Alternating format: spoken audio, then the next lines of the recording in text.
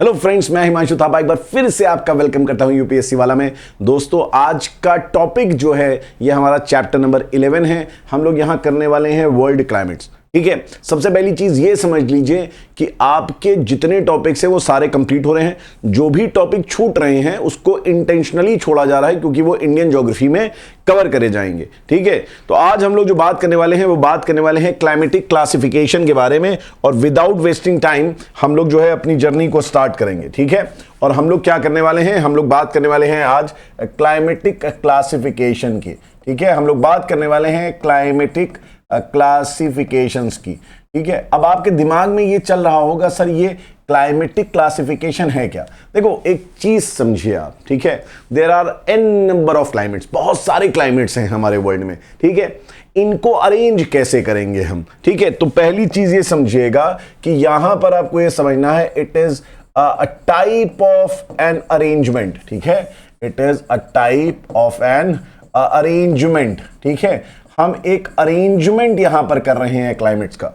ठीक है, आपको इसमें समझना क्या है क्लाइमेटिक क्लासिफिकेशन में कि what are the different types of climate, what are the different types of climate. ठीक है, तो यहां पर हमको जो है डिफरेंट टाइप्स ऑफ क्लाइमेट्स जो हैं, पहली चीज तो वो पता करनी है ना, और फिर उनको अरेंज करना है। फिर उनको क्या करना है? उनको अरेंज करना है। तो basically the idea is to group them, the idea is to group them and study them in an organized manner, in an organized way। ठीक है, तो यहां पर क्लाइमेटिक क्लासिफिकेशन हम क्यों कर रहे हैं? क्लाइमेटिक क्लासिफिकेशन हम इसलिए कर रहे हैं ताकि हमारा आइडिया है कि हम इसको ग्रुप कर लें। ठीक है, हमारा आइडिया है हम इसको ग्रुप करके एक ऑर्गेनाइज वे में इसको पढ़ पाए। ठीक है, तो ये हमारा basic, this is the basic idea, ये बेसिक आइडिया है। अब आप कहेंगे सर इसको नॉर्मली भी पढ़ सकते थे। You know what? There are infinite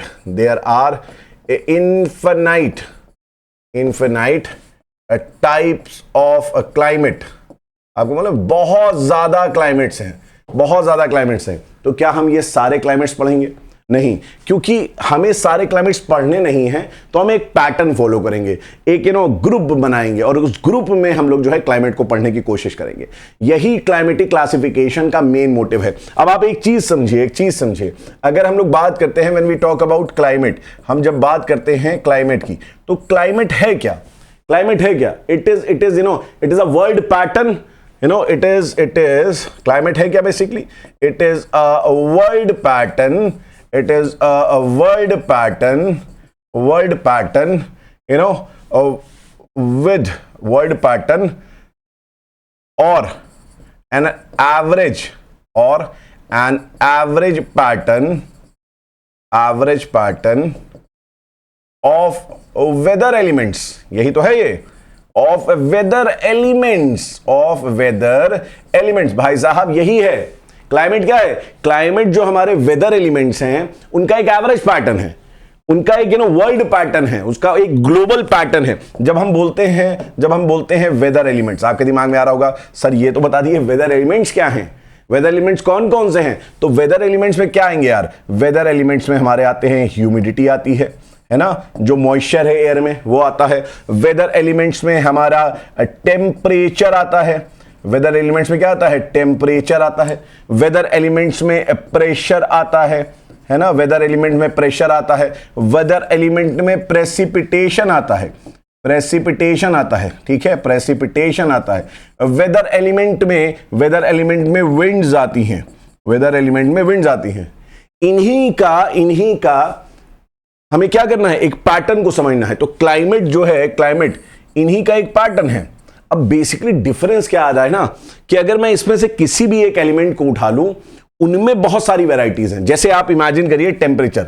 ठीक है, अब मैं टेम्परेचर की बात करता हूं। मैं किसी रीजन के, मैं एक रीजन मान लेता हूं नॉर्थ इंडिया में भी हम दिल्ली के अराउंडिंग एनसीआर रीजन पे अगर देखें, तो यहां टेम्परेचर में देखिए कितनी वैरायटी है। जैसे कि आपका एवरेज एनुअल टेम्परेचर कितना है, एवरेज एनुअल टेम्परेचर एनसीआर का कितना है, यहां पर मैक्सिमम टेम्परेचर कितना जाता है एनुअली, यहां मिनिमम टेम्परेचर कितना जाता है एनसीआर में एनुअली, मैं केवल अगर एनसीआर की बात कर रहा हूं यहां पर एनुअली कितना जाता है यहां पर, ठीक है। यहां डेली जो आपका मैक्सिमम टेम्परेचर है, डेली मैक्सिमम वो कितना है, यहां पर डेली मिनिमम कितना है, डेली मिनिमम कितना है, ठीक है। तो यहां पर बेसिकली क्या है, यहां पर बेसिकली क्या है कि टेम्परेचर में इतना ज्यादा डिफरेंस है। यहां पर आपका टेम्परेचर में मीन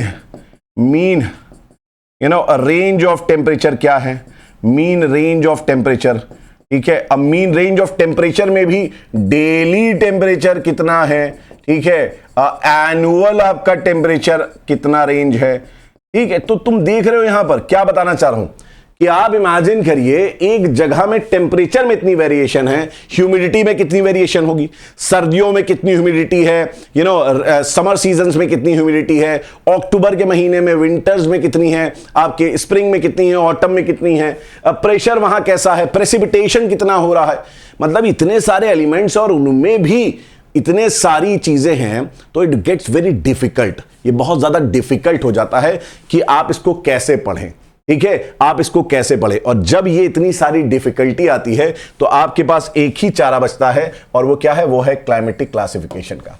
आप कुछ पैरामीटर्स पे ग्रुप कर दें, चीजों को ग्रुप करके उनको पढ़ें, उनको आसानी से पढ़ें। तो यही क्लाइमेटिक क्लासिफिकेशन का मेन एम है। अब जब हम बात करते हैं क्लाइमेटिक क्लासिफिकेशन की, when I talk about climatic, जब हम बात करते हैं क्लाइमेटिक क्लासिफिकेशन की, when I talk about climatic classification, बेटा जब हम बात कर रहे हैं ना इस क्लासिफिकेशन की, तो ये क्लासिफिकेशन दो तरीके से करा जा सकता है। ये क्लासिफिकेशन जो है दो तरीके से करा जा सकता है। एक आपका करा जा सकता है ये इंपेरिकल बेसिस पे, इंपेरिकल बेसिस पे, ठीक है, एक करा जा सकता है इंपेरिकल बेसिस पे। तो इंपेरिकल बेसिस में you don't know the reason कि वो क्यों हो रहा है, वहां पर टेम्परेचर ज्यादा है तो क्यों है ये आपको वहां से पता नहीं चलता है, लेकिन कितना टेम्परेचर है ये पता चल जाता है। मतलब कहीं अगर 40 डिग्री सेंटीग्रेड टेम्परेचर है तो वहां क्यों इतना है, ये क्यों का जवाब नहीं देता है, ये रीजन नहीं बताता है, ये कॉज नहीं बताता है, लेकिन ये एग्जैक्ट आपको टेम्परेचर बता देता है। तो यहां पर जो ये बेसिस में है, इसमें आपका क्या है, इसमें you don't know the reason, you don't know the reason, यहां पर आपको रीजन नहीं मालूम है, you don't know the reason, आपको यहां रीजन नहीं मालूम है, ठीक है। But you have observations, you have what, you have observations, आपके पास ऑब्जर्वेशंस हैं, आपने रिकॉर्ड कर रखी हैं चीजों को। तो this empirical basis talks about observation. This is descriptive in nature. This is descriptive in nature. ये descriptive है नेचर में। This is what? This is descriptive in nature. ठीक है, यहां जो आप देख रहे हैं कि बारिश हुई, 70 mm बारिश हुई, 70 mm रेनफॉल हुई, प्रेसिपिटेशन आपने नोट कर लिया।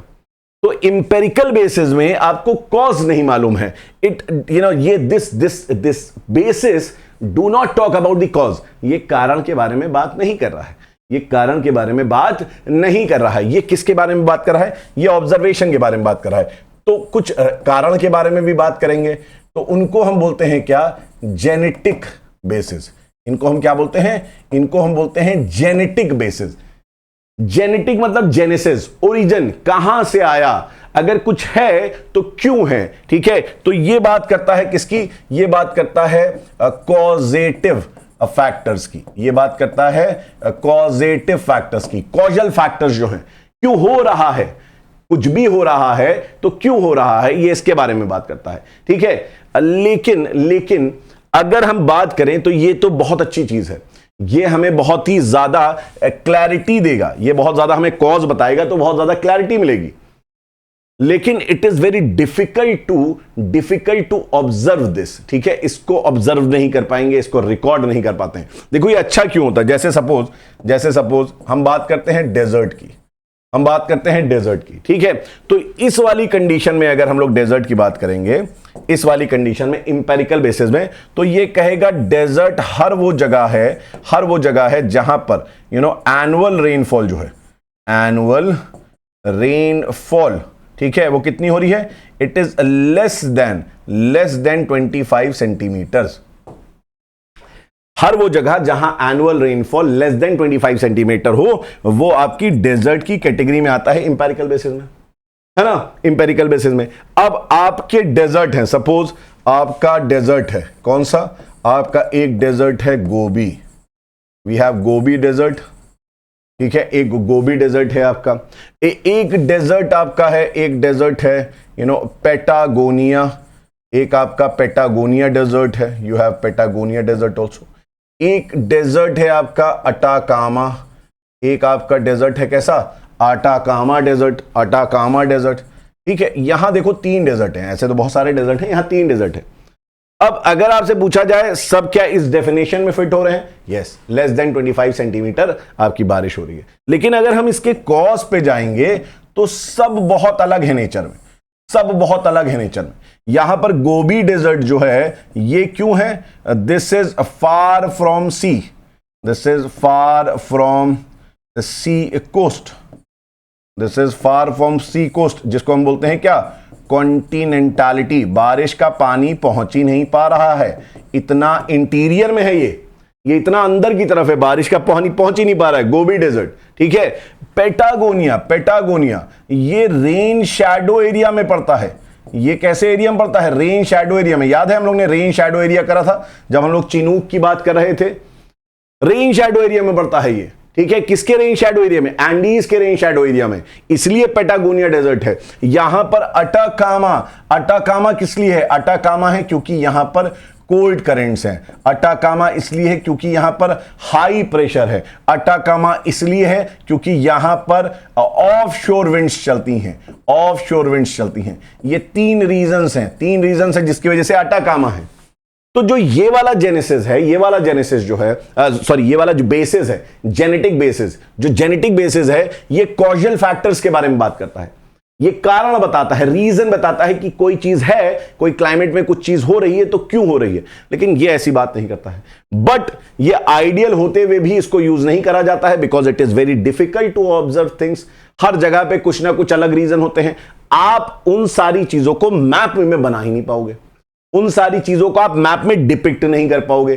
तो इसलिए जेनेटिक बेसिस को छोड़ के जो फॉलो करा जाता है, जो फॉलो किया बेसिकली, वो इंपेरिकल बेसिस है। वो कौन सा बेसिस है, वो इंपेरिकल बेसिस। और इस इंपेरिकल बेसिस को सबसे पहले किसने यूज करा, तो एक बहुत महान व्यक्ति है ना, इन्होंने चीजों को बहुत आसान करा। इनका नाम था क्या, इनका नाम था व्लादिमीर कोपेन, ठीक है। ये जो है भाई साहब, इन्होंने क्लाइमेटिक क्लासिफिकेशन करा, ठीक है। इन्होंने क्लाइमेटिक क्लासिफिकेशन करा सबसे पहले, और इन्होंने 2 चीज पे फोकस करा, ठीक है। इन्होंने किस चीज पे फोकस करा, his approach was very innovative. इनका जो अप्रोच था वो बहुत इनोवेटिव था, बहुत ज्यादा इनोवेटिव था, ठीक है। इन्होंने क्या फोकस करा, ही फोकस्ड ऑन 2 थिंग्स। इन्होंने 2 चीज पे फोकस करा, ठीक है। पहला क्या, फर्स्ट, ठीक है। he followed vegetation map of decandoles, है ना, वेजिटेशन मैप ऑफ डीकैंडोल। डीकैंडोल जो था, डीकैंडोल एक फ्रेंच बॉटनिस्ट थे। डीकैंडोल एक फ्रेंच बॉटनिस्ट थे, ठीक है। इन्होंने कुछ आपके वेजिटेशन मैप बनाए थे। इन्होंने क्या बनाए थे, इन्होंने वेजिटेशन मैप बनाए थे। डीकैंडोल जो थे, इन्होंने वेजिटेशन मैप बनाए थे, और इन्हीं का आइडिया व्लादिमीर कोपेन ने उठाया। इन्होंने पहले क्या करा, first thing he followed his vegetation map, and second thing what he did, इन्होंने दूसरी क्या चीज करी भैया, दूसरी इन्होंने चीजें करी, ही used symbols for climates, he use symbols for climates. इन्होंने सिंबल्स को यूज करा। इन्होंने किसको यूज करा? सिंबल को यूज करा। अब आपको जो ये क्लाइमेटिक क्लासिफिकेशन कोपेन का आता नहीं है, जो टिपिकल लगता है, अब आपको समझ में आ जाएगा। देखिए यहां पर समझिए, सबसे पहली चीज तो ये समझिए कि डी कैंडोल ने क्या करा। डी कैंडोल ने वेजिटेशन मैप बनाया। डी कैंडोल ने वेजिटेशन मैप बनाया, प्लस डी कैंडोल ने वेजिटेशन क्लासिफिकेशन करा। क्या करा बेटा? वेजिटेशन क्लासिफिकेशन करा। इन्होंने वेजिटेशन क्लासिफिकेशन करा। इन्होंने 5 पार्ट्स में वर्ल्ड को बांटा। ठीक है, इन्होंने वेजिटेशन मैप में 5 वेजिटेशन इन्होंने क्या बांटे?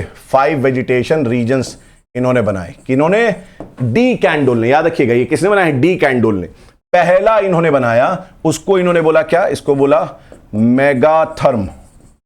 क्या बोला? मेगाथर्म। ठीक है, थर्म मतलब टेम्परेचर से है, मेगा मतलब बहुत ज्यादा जहां टेम्परेचर हो, मेगाथर्म। ठीक है, तो मेगाथर्म कौन सा रीजन है? मेगाथर्म वो रीजन है, बहुत ध्यान समझो, मेगाथर्म वो रीजन है, इनमें वो वेजिटेशंस मिलेंगे, वो ट्रीज और वो प्लांट्स मिलेंगे जो हाई टेम्परेचर और हाई मॉइस्चर को सर्वाइव कर पाए, जो बहुत ज्यादा। ठीक है, तो यहां रखिएगा, यहां पर क्या है? इनमें कौन से प्लांट्स मिलेंगे? प्लांट्स या वेजिटेशन, प्लांट्स या वेजिटेशन विच, याद रखिएगा, which survives high amount, high temperature, which survives high temperature and high moisture. ठीक है, तो बारिश भी खूब हो रही है, बारिश भी खूब हो रही है। ठीक है, बारिश खूब ज्यादा हो रही है और टेम्परेचर भी बहुत ज्यादा हाई है। ऐसे वेजिटेशंस को इन्होंने क्या बोला? मेगाथर्म। ऐसे को क्या बोला? मेगाथर्म। ये वो रीजन है जहां पर विंटर सीजन इज एब्सेंट। यहां पर विंटर सीजन होता ही नहीं है, यहां विंटर सीजन होता ही नहीं है। ठीक है, यहां खूब बारिश होती है। तो एग्जाम्पल के तौर पे अगर आप समझोगे तो जैसे ट्रॉपिकल रेन फॉरेस्ट जो होंगे वो आपके जहां टेम्परेचर बहुत ज्यादा होता है वहां मिलते हैं, प्लस वहां बारिश भी बहुत ज्यादा होती है। ठीक है, तो इन्होंने, किसने? डी कैंडोल, अभी तक कोपेन पे नहीं आए। मेगाथर्म, इन्होंने एक क्या कैटेगरी रखी? मेगाथर्म। ये वो प्लांट्स हैं जो कि हाई टेम्परेचर और हाई मॉइस्चर को सर्वाइव कर पा रहे हैं। ठीक है, जैसे आपका एवरग्रीन रेन फॉरेस्ट, ठीक है, वो इसी मेगाथर्म में आता है, इक्वेटोरियल रीजन में जो होता है। ठीक, सेकेंड इन्होंने कैटेगरी जो बनाई, सेकेंड कैटेगरी, उसको बोला इन्होंने क्या? मीसोथर्म। क्या बोला? मीसोथर्म। ठीक है, सेकेंड कैटेगरी जो थी वो मीसोथर्म की थी। ये कौन से प्लांट्स हैं? प्लांट्स या trees that survives, which survives what? Moderate temperature and moderate temperature and moderate rainfall, and what? And your moderate rainfall। ठीक है, मॉडरेट टेम्परेचर या मॉडरेट रेनफॉल, वो क्या है? मीसोथर्म है। वो क्या कहलाते हैं? मीसोथर्म कहलाते हैं। ठीक है, यहां पर बहुत ज्यादा टेम्परेचर नहीं होता है, यहां पर बहुत ज्यादा मॉइस्चर, बारिश भी नहीं होती है। ठीक है, यहां पर आपके जो विंटर्स होते हैं, नॉर्मली विंटर्स क्या होते हैं? Normally winters are dry. Winters में यहां बारिश नहीं होती है। ठीक है, समर्स आर वेट। समर्स में यहां बारिश होती है, समर्स आर वेट, समर्स में यहां बारिश होती है। तो इसको उन्होंने क्या बोला? इसको इन्होंने बोला मीजोथर्म। फिर इन्होंने एक और कैटेगरी दी डी कैंडोल ने, और इसको बोला इन्होंने क्या? माइक्रोथर्म। क्या बोला? माइक्रोथर्म बोला, माइक्रोथर्म, है ना। माइक्रोथर्म मतलब टेम्परेचर, थर्म मतलब होता है टेम्परेचर, माइक्रो मतलब कम, छोटा। ठीक है, तो ये वो प्लांट्स यहां पर हैं, यहां पर प्लांट्स या वेजिटेशन, प्लांट्स और वेजिटेशन, ठीक है, दैट या विच सर्वाइव्स और adapt to, which survive or adapt to the annual mean temperature, adapt to the low annual mean, ऐसे लिख लो, low annual mean temperature, adapt to the low annual mean of temperature, low annual mean of temperature. मतलब कि लो annual mean of temperature का मतलब क्या हुआ बेटा, ये इसका मतलब क्या हुआ बताइए मुझे, इसका मतलब क्या हुआ, इसका मतलब हुआ जहां टेम्परेचर ऑन एन एवरेज कम होता है, ऑन एन एवरेज कम होता है, मतलब ये ऐसी जगह है जहां पर समर्स आर कूल, बहुत ज्यादा गर्म नहीं होता है, एंड शॉर्ट, बहुत लंबे समर्स होते नहीं है, ठीक है। विंटर्स आर लॉन्गर, यहां विंटर्स क्या होते हैं, विंटर्स आर लॉन्गर, ये ऐसे जोन है जहां पर विंटर्स आपके ज्यादा पड़ते हैं, विंटर्स आर लॉन्गर। और दूसरी चीज स्नोफॉल इन विंटर्स में यहां पर ये रो रीजन है जहां स्नोफॉल्स भी हो जाते हैं, है ना। ये क्या है, माइक्रोथर्म है, these are what, these are microtherm, ठीक है। फिर एक इन्होंने और कैटेगरी निकाली, फोर्थ इन्होंने बताया, जो उसको बोला इन्होंने हेकिस्टोथर्म। क्या बोला बेटा, हेकिस्टोथर्म, ठीक है। हेकिस्टोथर्म बेसिकली वो रीजन्स हैं जो टुंड्रा वाले रीजन्स होते हैं, और टुंड्रा के ऊपर पोलर रीजन्स होते हैं। ये वो रीजन्स हैं जहां temperature is very very very low, ठीक है, जहां बहुत ठंडा होता है, ठीक है। यहां पर वो प्लांट्स मिलेंगे, प्लांट्स या vegetation that survives or adapts to survives very very cold temperature, ठीक है। ये वो हैं जो बहुत ठंडे टेम्परेचर में सरवाइव कर पाते हैं, ठीक है। ये वो यहां इतना टेम्परेचर कम होता है कि ट्रीज यहां ग्रो नहीं होती हैं, ठीक है। these regions are beyond tree growth. इसके यहां इस रीजन में ट्री ग्रोथ नहीं होती है, ट्री ग्रोथ खत्म हो जाती है इस रीजन में, यहां पर ट्री ग्रोथ नहीं होती है, यहां ट्री ग्रोथ क्या होती है, यहां ट्री ग्रोथ खत्म हो जाती है, ट्री ग्रोथ क्या होती है, खत्म हो जाती है, ठीक है। ये वो रीजन्स हैं जहां पर आपको क्या मिलते हैं, लाइकेंस मिलते हैं, मॉसेस मिलते हैं, ठीक है। वो लाइकेन काई जैसे छोटे छोटे मॉसेस मिलते हैं, यहां पेड़ वेड़ नहीं मिलते हैं। Hekistotherm, this is very very cold, बहुत ठंडा रीजन है हेकिस्टोथर्म, बहुत ठंडा रीजन है। और एक इन्होंने यहां पे कैटेगरी जो बनाई, फिफ्थ कैटेगरी, वो फिफ्थ कैटेगरी किसके लिए बनाई, फिफ्थ कैटेगरी इन्होंने बनाई डेजर्ट के लिए, ठीक है। और इसको इन्होंने क्या बोला, ज़ीरोफाइट, इसको इन्होंने क्या बोला, ज़ीरोफाइट्स, ठीक है। डेजर्ट के लिए जो कैटेगरी बनाई उसको इन्होंने क्या बोला, ज़ीरोफाइट्स बोला, ज़ीरोफाइट्स, ठीक है। ये क्या है, these are plants which survives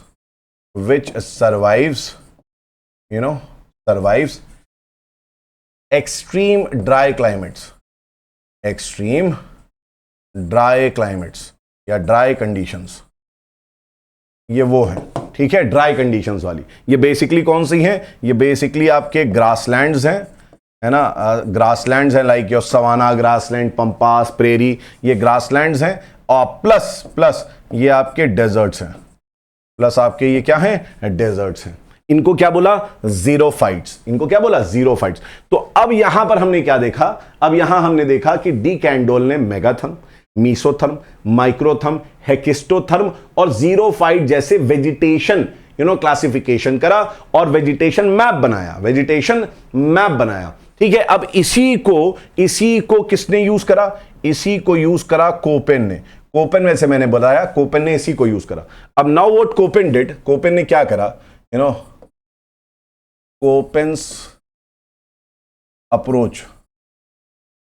Köppen's का अप्रोच क्या है। सबसे पहली चीज तो कोपेन का क्या अप्रोच है, कोपेन ने क्या करा बेटा, कोपेन ने इनको, है ना, यहां पर इनको उसने, ये था हमारा मेगाथर्म, दिस वाज मेगाथर्म वाले रीजन्स को कोपेन ने एक सिंबल दिया, and this symbol was capital A. Symbol क्या दिया, कैपिटल ए दिया मेगाथर्म वाले रीजन को, ठीक है। मेगाथर्म वाले रीजन को कैपिटल ए, ठीक है, इसने मीसोथर्म वाला जो रीजन है इसको इसने दिया क्या, सी, कैपिटल सी। इसने जो माइक्रोथर्म वाला जो रीजन है उसको इसने दिया डी, ठीक है, डी। हेकिस्टोथर्म जो है, हेकिस्टोथर्म को इन्होंने दिया ई, ठीक है, हेकिस्टोथर्म को क्या दिया, ई। और जो जीरोफाइट्स है बेटा, जो जीरोफाइट्स हैं, जीरोफाइट्स को इन्होंने दिया बी। जीरोफाइट्स को क्या दिया, जीरोफाइट्स को दिया इन्होंने बी लेटर, ठीक है। इस तरीके से इन्होंने पहले 5 जो है क्लाइमेटिक रिजीम्स टेम्परेचर के बेसिस पे डिसाइड करे, ठीक है। यहां तक अगर आप देखेंगे तो ये जो यहां पर हो रहा है यहां तक, ठीक है, अप टू दिस 4, ये जो 4 इन्होंने डिसाइड करे, ये 4 किसके बेसिस पे डिसाइड करे, ये 4 इन्होंने जो डिसाइड करे ये टेम्परेचर के बेसिस पे डिसाइड करे, ठीक है। This is based on temperature, this is based on temperature, ठीक है। और यहां पर ये जो है ना, ये किस पे बेस्ड है, इस पे हम लोग अभी आगे चर्चा करेंगे। This is based on precipitation and evaporation, ठीक है। ये प्रेसिपिटेशन और इवेपोरेशन पे बेस है। इसको हम लोग बेसिकली क्या बोलते हैं, इफेक्टिव रेनफॉल। ये इफेक्टिव रेनफॉल पर है, ठीक है। ये इफेक्टिव प्रेसिपिटेशन या इफेक्टिव रेनफॉल के कॉन्सेप्ट पे डिपेंड करता है। अभी हम देखेंगे क्या होता है। तो पहले उन्होंने क्या करा, A given to megatherm, C given to mesotherm, D given to microtherm, E given to hekistotherm, ठीक है। और इसी बेसिस पे इन्होंने थर्मल रिजीम्स बनाए, ठीक है। तो पहली चीज समझे यहां पर, अब पहली चीज आप ध्यान से समझिएगा, ठीक है। पहली चीज क्या है, पहली चीज है फर्स्ट, कोपन ने क्या बनाए, थर्मल रिजीम्स बनाए, याद रखिएगा। कोपन ने क्या बनाए, थर्मल रिजीम्स बनाए, ठीक है, थर्मल रिजीम। अब कैसे थर्मल रिजीम्स बनाए, कहां कहां पे इन्होंने मैपिंग करी, डी कैंडोल जो फ्रेंच बॉटनिस्ट थे उनका इन्होंने आइडिया उठाया और उनके मैपिंग को इन्होंने यूज करा, ठीक है, उनके मैपिंग को यूज करा। अब ध्यान से देखिएगा यहां पर, ठीक है, उन्होंने इनके मैपिंग को यूज करा। Suppose this is your this is your equator, ये आपका इक्वेटर है, ठीक है, ये इक्वेटर है। इन्होंने इस तरीके से इन्होंने रीजन को डिसाइड करा, इन्होंने रीजन को जो है डिवाइड करा, ठीक है। ये है आपका क्या, पोल, ये है आपका पोल, ठीक है। दिस इज योर इक्वेटर, ये आपका इक्वेटर है, ठीक है। अब इन्होंने इसको देखिए, पहले इन्होंने क्या करा, पहले इन्होंने थर्मल रिजीम जो बनाए, ये थर्मल रिजीम बनाए इन्होंने किसके लिए, ए, सी, डी और ई के लिए, ठीक है। इसमें बी इंक्लूडेड नहीं था। थर्मल रिजीम टेम्परेचर के बेसिस पे इन्होंने बनाए और यहां पर इन्होंने इसको दिया क्या, ए, इसको क्या दिया, ए दिया, इसको दिया सी, इसको बनाया सी, इसको बनाया डी, इसको बनाया ई, ठीक है। और ये कैसे बांटा, ये कैसे इन्होंने डिवाइड करा, इसको समझो, है ना। अब थोड़ा सा ध्यान समझना, ये जो लाइन है, ये जो लाइन देख रहे हो, ये जो लाइन है, जो ब्लैक लाइन मैंने बनाई है, ये लाइन बेसिकली मालूम क्या है, ये लाइन एक आइसोथर्म को बता रही है। आइसोथर्म समझते हो ना क्या होता है, आइसोथर्म वो लाइन होती है, बहुत ध्यान सुनना जो बोल रहा हूं, आइसोथर्म वो लाइन होती है, वो इमेजिनरी लाइन होती है जो इक्वल, जो आपके प्लेसेस ऑफ इक्वल टेम्परेचर को जोड़ती है। ये वो लाइन होती है जो आपके प्लेसेस ऑफ इक्वल टेम्परेचर को जोड़ती है। तो अगर मैं ये लाइन बना रहा हूं और ये लाइन बना के अगर मैं लिख रहा हूं, बहुत ध्यान समझा, अगर ये लाइन बना के मैं लिख रहा हूं, ठीक है, 18 डिग्री सेंटीग्रेड विंटर आइसोथर्म, अगर बेटा मैं ये लिख रहा हूं, इसका मतलब समझे क्या है, इसका मतलब समझे 18 डिग्री ऑफ विंटर आइसोथर्म, अगर मैं ये लिख रहा हूं तो इसका मतलब यह है कि ये जो लाइन है ये विंटर्स में, नॉर्दर्न हेमिस्फीयर में विंटर्स में ये लाइन रिप्रेजेंट कर रही है 18 डिग्री सेंटीग्रेड को। ये पूरी लाइन जहां पर भी कहीं पे तुम खड़े हो जाओ, यहां चले जाओ, यहां खड़े हो जाओ, यहां खड़े हो जाओ, यहां खड़े हो जाओ, हर जगह टेम्परेचर तुम्हारा कितना है, 18 डिग्री सेंटीग्रेड है, ठीक है। अब एक कॉन्सेप्ट समझना, अब एक कॉन्सेप्ट समझो, कोपेन ने जो कॉन्सेप्ट समझाने की कोशिश करी है। कोपेन ने कहा है कि अगर आप इधर जा रहे हो, अगर आप किधर जा रहे हो, आप अगर पोल्स की तरफ जा रहे हैं तो आपका टेम्परेचर क्या होता है, क्या माना जाएगा, टेम्परेचर पोल्स पे जाने पे रिड्यूस हो रहा है ना। एक तो ये चीज है।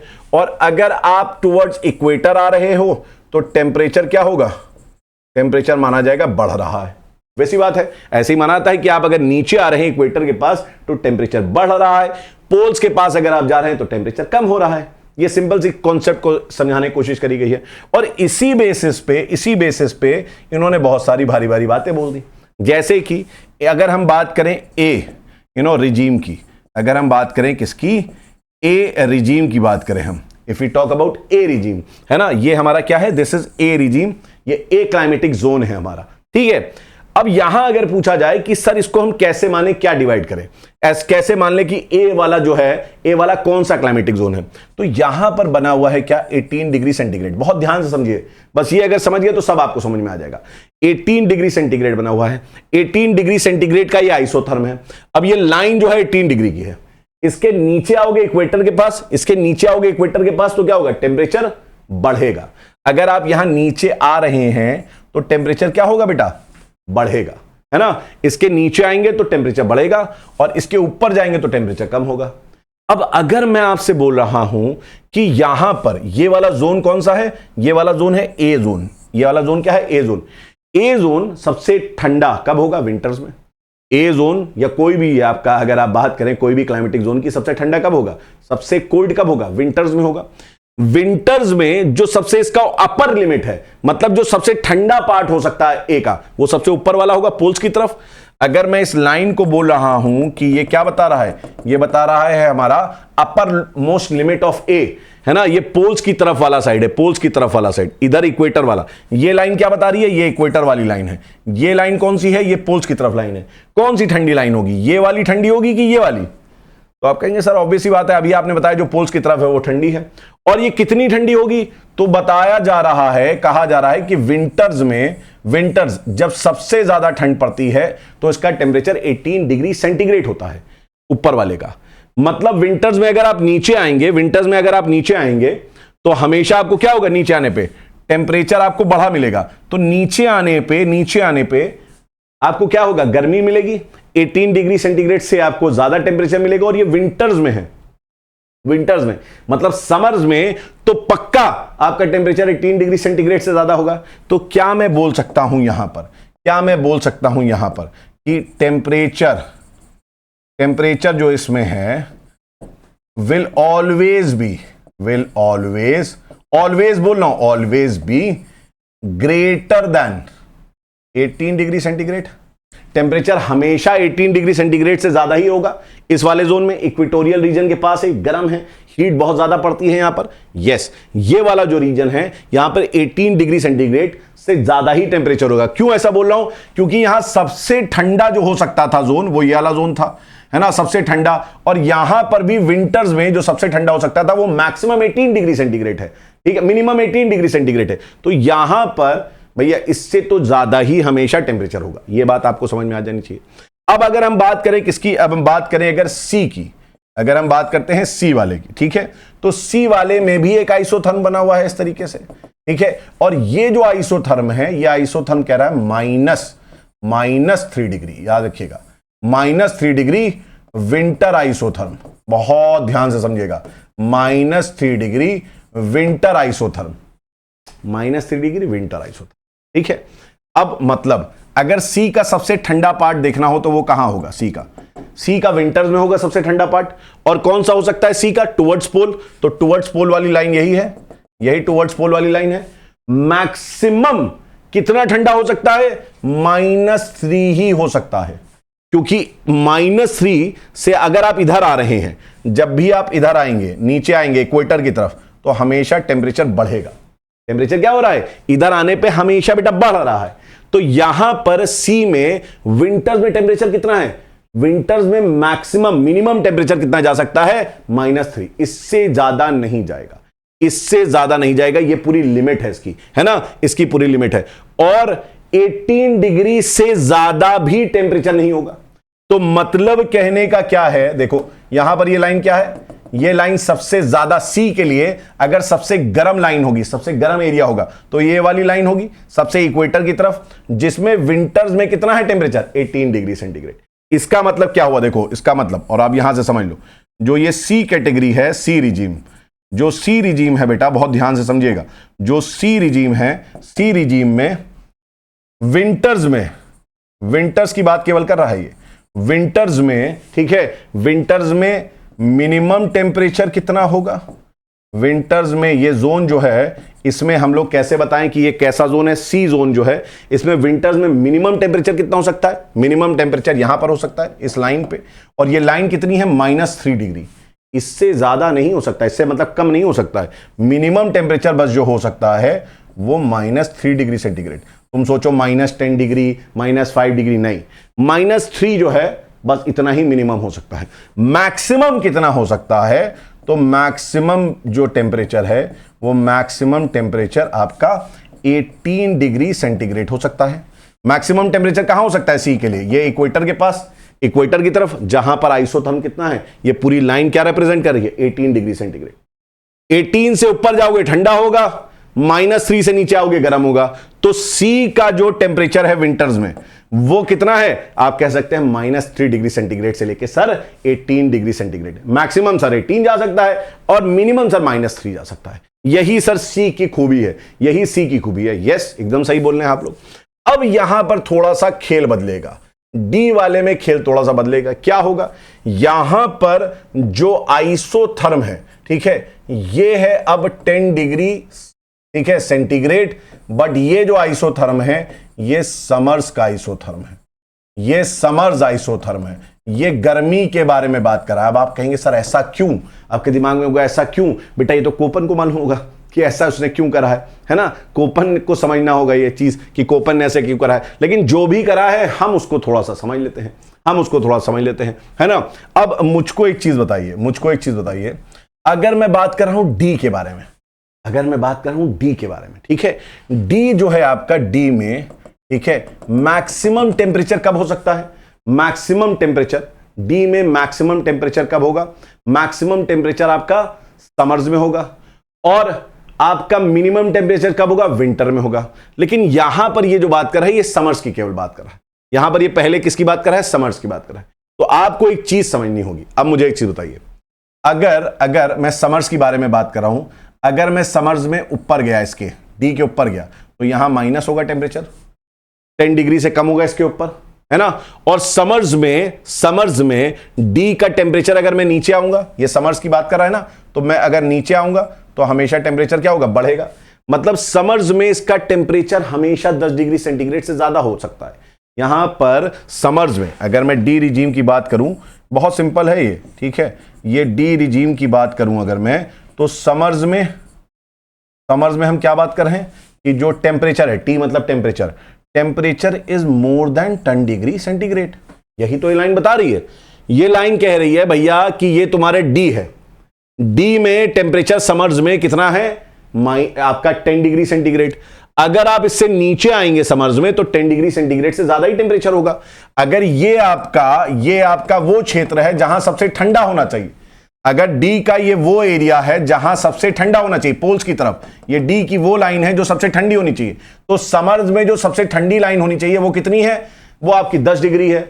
समर्स में सबसे ठंडा एरिया क्या है? 10 डिग्री है। मतलब इसके नीचे वाला एरिया समर्स में ज्यादा टेम्परेचर होगा, इसमें 10 डिग्री सेंटीग्रेड से क्या होगा? ज्यादा टेम्परेचर होगा। तो यहां पर आप याद रखिएगा कि डी में समर्स में टेम्परेचर जो होगा वो 10 डिग्री सेंटीग्रेड से ज्यादा होगा। ठीक है, इसमें परेशान होने की बात नहीं है, इसको आराम से याद कर लेना, इसको आराम से याद कर लोगे, आराम से समझ में आ जाएगा। ठीक है, अगर आइसोथर्म समझते हो, ये लाइन वो लाइन है कि कहीं भी खड़े हो जाओ समर्स में खड़े हो गए 10 degree centigrade, 10 degree centigrade, 10 degree centigrade, इससे जैसे ही नीचे आओगे तो यहां टेम्परेचर बढ़ेगा, प्लस में आएगा टेम्परेचर, क्योंकि मिनिमम टेम्परेचर कितना हो सकता था? 10, इससे ज्यादा ही होगा समर्स में टेम्परेचर।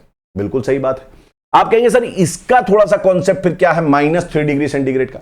अब मुझे एक चीज बताओ, ये -3 डिग्री सेंटीग्रेड किसका है? विंटर्स का बता रहा है। तो डी जो है, डी यहां बहुत ध्यान देखिएगा, ये जो लाइन देख रहे हैं आप, ठीक है, ये इसका मैक्सिमम टेम्परेचर हो सकता है। -3 इसका क्या हो सकता है? मैक्सिमम टेम्परेचर है, क्योंकि आप जब इक्वेटर के पास आ रहे हैं, ये लाइन क्या रिप्रेजेंट कर रही है बताओ? विंटर्स में ये लाइन रिप्रेजेंट कर रही है विंटर्स को, कि विंटर्स में भैया इसका मैक्सिमम टेम्परेचर क्या होगा? -3 डिग्री सेंटीग्रेड मैक्सिमम है ये। मैक्सिमम, मिनिमम नहीं है। ये इक्वेटर की तरफ जो लाइन है वो बता रही है ये मैक्सिमम टेम्परेचर है -3 डिग्री। इसका मतलब यहां पर अगर आप विंटर्स में ऊपर की तरफ जाएंगे तो -3 से भी टेम्परेचर और कम हो जाएगा। ठीक है, तो यहां पर लिखिएगा क्या, विंटर्स में देखो, बहुत अच्छी बात, विंटर्स में, ठीक है, जो टेम्परेचर है ये हमेशा हमेशा क्या होगा, it will be less than -3 degree centigrade. ये -3 डिग्री सेंटीग्रेड से ठंडा होगा बहुत। ठीक है, ये क्या होगा, ये ठंडा होगा। अब याद करो, ये कौन सा रीजन है, डी वाला, माइक्रोथर्म वाला रीजन है। माइक्रोथर्म में विंटर्स में स्नोफॉल होती है। ठीक है, याद आ रहा है। ये वाला रीजन कौन सा है, ये वाला रीजन ए वाला, मेगाथर्म।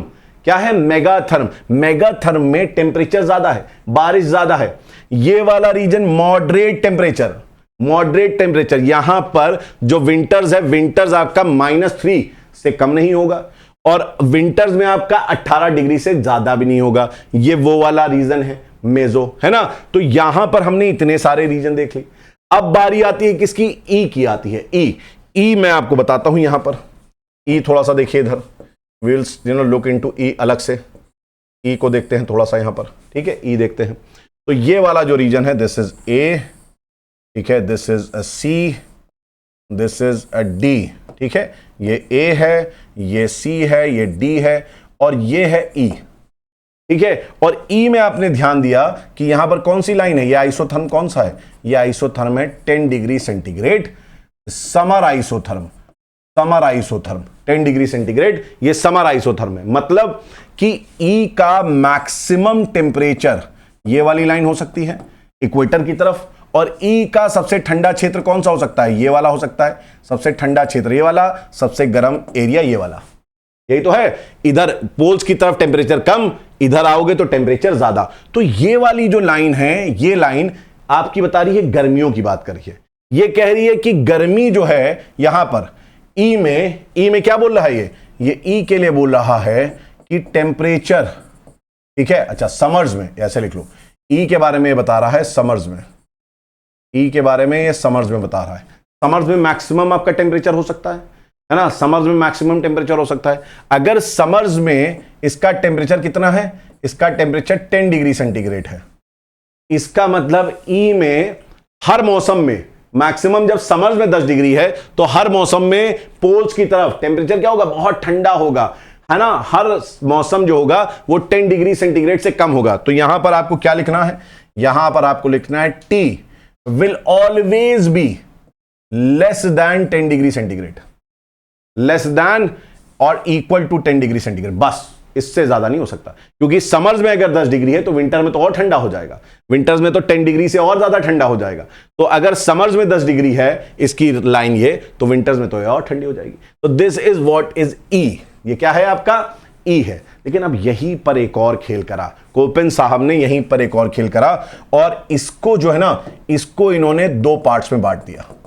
यहीं पर इन्होंने क्या करा, ई को जो है 2 पार्ट्स में बांट दिया। ई को 2 पार्ट्स में बांटा इन्होंने, ठीक है। और 2 पार्ट्स में जो ई को इन्होंने बांटा, तो इन्होंने क्या करा, अब जो आइसोथर्म बनाई ना, आइसोथर्म ये बनाई इन्होंने 0 degree centigrade summer isotherm, summer isotherm, summer isotherm, ठीक है। और इन्होंने क्या करा, जो ये वाला है पार्ट, ये वाला पार्ट, इसको बोला ई टी, इसको क्या बोला, ई टी, और ऊपर वाला पार्ट जो है इसको बोला ए एफ, इसको क्या बोला, ई एफ। अभी आपको बताऊंगा टी और एफ क्या है। ई टी और ई एफ इन्होंने बोला, और इसको बांटा इन्होंने किससे, इसको बांटा इन्होंने 0 डिग्री समर से। तो अब एक चीज देखो, अब एक चीज देखो, ठीक है। अब आपको एक चीज समझनी है कि ये वाला जो रीजन है, ई एफ वाला रीजन, ये वाला रीजन, इसमें तो हमेशा 0 डिग्री से कम ही टेम्परेचर होगा। अगर यहां पर ये लाइन बता रही है समर्स में, ये लाइन बता रही है यहां समर्स में आपका 0 डिग्री है, तो विंटर में तो 0 से भी कम होगा। मैक्सिमम इसका टेम्परेचर, ई एफ का मैक्सिमम टेम्परेचर कहां हो सकता है, यहां हो सकता है maximum temperature. Maximum temperature E F का कहां हो सकता है, यहां हो सकता है, ठीक है। तो ये क्या बोल रहा है, ये कह रहा है कि जो ई एफ है, ठीक है, याद रखिएगा, ई एफ, अभी क्या बोलते हैं, एफ किसके लिए है वो मैं बाद में बताऊंगा। ई एफ जो है यहां पर ये कह रहा है temperature will always be less than 0 degree centigrade, will always be less than 0 degree centigrade. और इसीलिए जो एफ है ना, एफ एफ रिप्रेजेंट क्या करता है? अब एफ रिप्रेजेंट करता है परमाफ्रॉस्ट रीजन। कौन सा रीजन? Permafrost reason. परमाफ्रॉस्ट मतलब होता है परमानेंटली जो फ्रॉस्ट होता है, जमा हुआ होता है, परमानेंटली जो जमा होता है ना। ये तुम्हारा जो है पोल्स के पास, एकदम पोल्स के पास वाला जो रीजन है उसको इन्होंने क्या बताया? EF बताया। ये एकदम पोल्स के पास वाला रीजन है, परमाफ्रॉस्ट रीजन है ये, ठीक है। अब यहां पर अगर हम लोग बात करें ET की, यहां बात करें ET की, तो ET क्या बोल रहा है? ET कह रहा है कि इसका समर्स में टेम्परेचर जो है, समर्स में टेम्परेचर वो 10 डिग्री हो सकता है ना, और इसका मिनिमम टेम्परेचर जो हो सकता है वो 0 डिग्री समर्स में हो सकता है, ठीक है। तो ये ET क्या रिप्रेजेंट कर रहा है? यहां पर ET क्या बता रहा है? ध्यान से देखिए, तो ET बता रहा है कि टेम्परेचर समर्स में यहां पर टेम्परेचर जो होगा वो क्या है? Temperature is greater than 0 degree centigrade, 0 degree centigrade से ज्यादा है समर्स में, and temperature is less then 10 degree centigrade.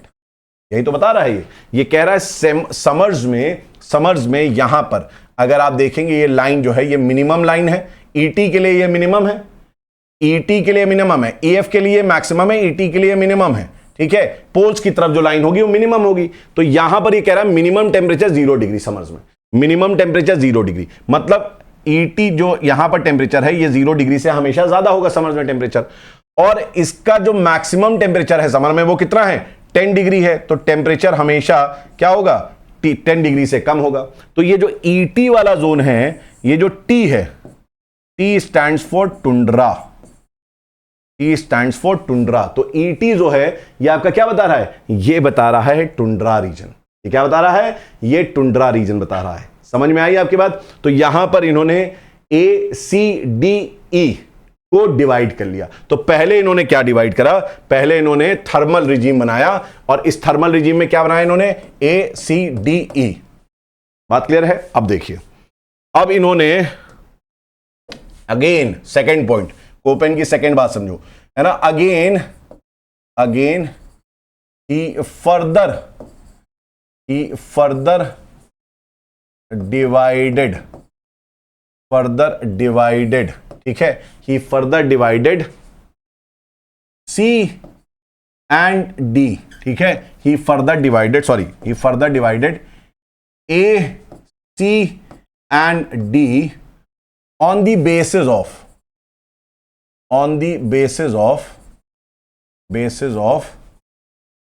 seasonal precipitation, on the basis of seasonal precipitation। अब बारिश की बात आ गई, अब इन्होंने क्या करा? बारिश की बात आ गई।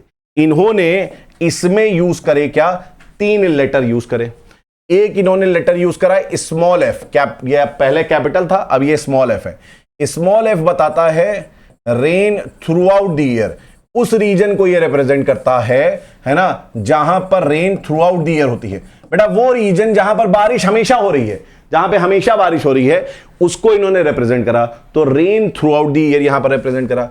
इन्होंने स्मॉल एस जो है ये उन रीजन्स के लिए है जहां पर समर्स ड्राई होते हैं। नॉर्मली समर्स ड्राई नहीं, समर्स वेट होते हैं ज्यादातर, लेकिन एस उन रीजन्स के लिए है जहां पर समर्स ड्राई होते हैं, ठीक है। और डब्ल्यू जो रीजन है यहां पर विंटर्स ड्राई होते हैं, यहां पर क्या होते हैं? विंटर्स ड्राई होते हैं।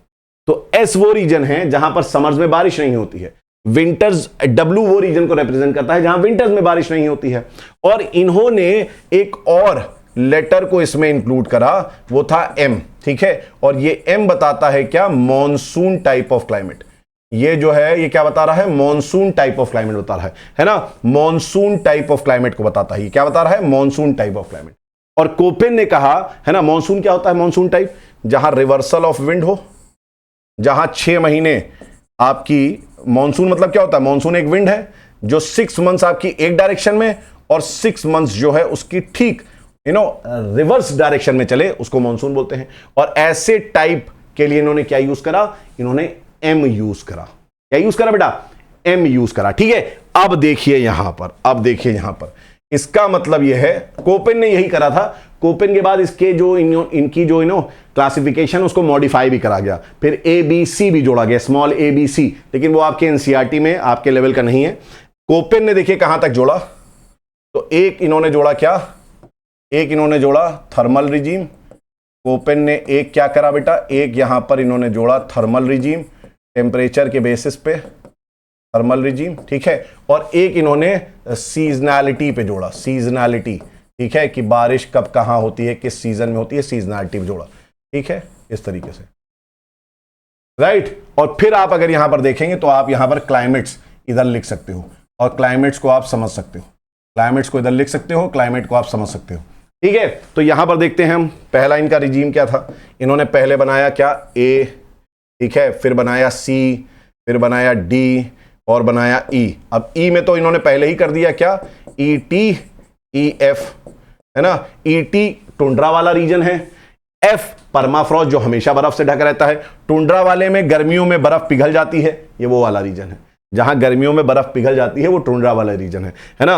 और ये ई एफ वाला कौन सा है, परमानेंटली फ्रॉस्ट, एकदम पोल्स पे, पोलर रीजन वाला है ये, ठीक है। अब इन्होंने क्या करा, इन्होंने इन तीन को फर्दर डिवाइड करा, इन्हीं तीन को तो फर्दर डिवाइड करा इन्होंने, ठीक है। इन तीन को इन्होंने फर्दर डिवाइड करा और इसमें डाला इन्होंने क्या, इसमें डाला इन्होंने एफ, इसमें डाला इन्होंने एस, इसमें डाला इन्होंने डब्ल्यू, ऐसे या तो ऐसे लिख लेता लाइन से, ठीक है, एफ एस डब्ल्यू एम, एक ही कैटेगरी में आ गया, ठीक है। फिर आ गया क्या आपका एफ एस डब्ल्यू एम, यहां पर भी आ गया, और फिर यहां आ गया एफ एस डब्ल्यू एम, है ना। अब देखो यहां पर, अब यहां पर देखो कि जो मॉनसून है ना, ये मॉनसून यहां पर नहीं आएगा, क्यों, क्योंकि मॉनसून यहां आता ही नहीं है, ठीक है। तो इसका मतलब क्या है कि कुछ कैटेगरीज में मॉनसून आएगा नहीं, तो यहां पर क्या होगा, S W, F S W, है ना।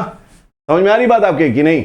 मॉनसून जो होता है, मॉनसून कहां आता है, मॉनसून आपका ट्रॉपिकल रीजन्स में होता है ना। तो मॉनसून कहां आएगा, इस ए वाली कैटेगरी में आएगा। तो मॉनसून का क्लासिफिकेशन केवल यहां पर है, इसको मैं अलग से रेड से हाईलाइट कर रहा हूं, मॉनसून केवल और केवल आपको इसी जगह पे आएगा, है ना। अब आपसे अगर मैं पूछूं कि मॉनसून, या आपसे पूछा जाए इक्विटोरियल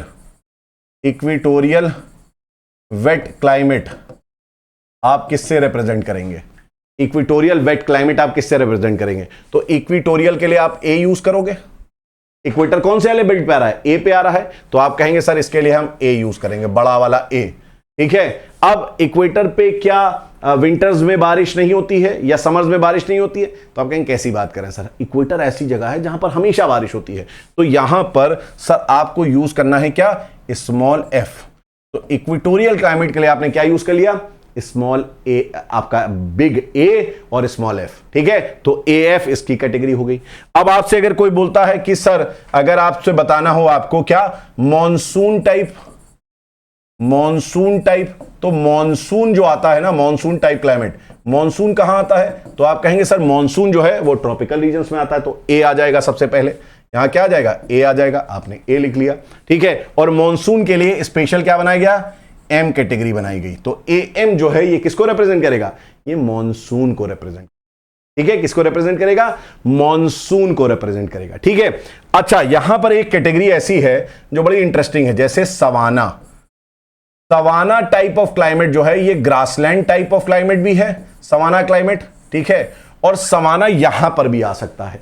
सवाना के लिए दो यूज होंगे, अभी हम लोग आगे देखेंगे, सवाना के लिए दो यूज होंगे, वो अभी हम लोग देखेंगे। तो पहला अगर आप यहां देखेंगे तो आपको क्या नजर आ रहा है सवाना क्लाइमेट में, पहली चीज तो ये है कि ये ट्रॉपिकल है।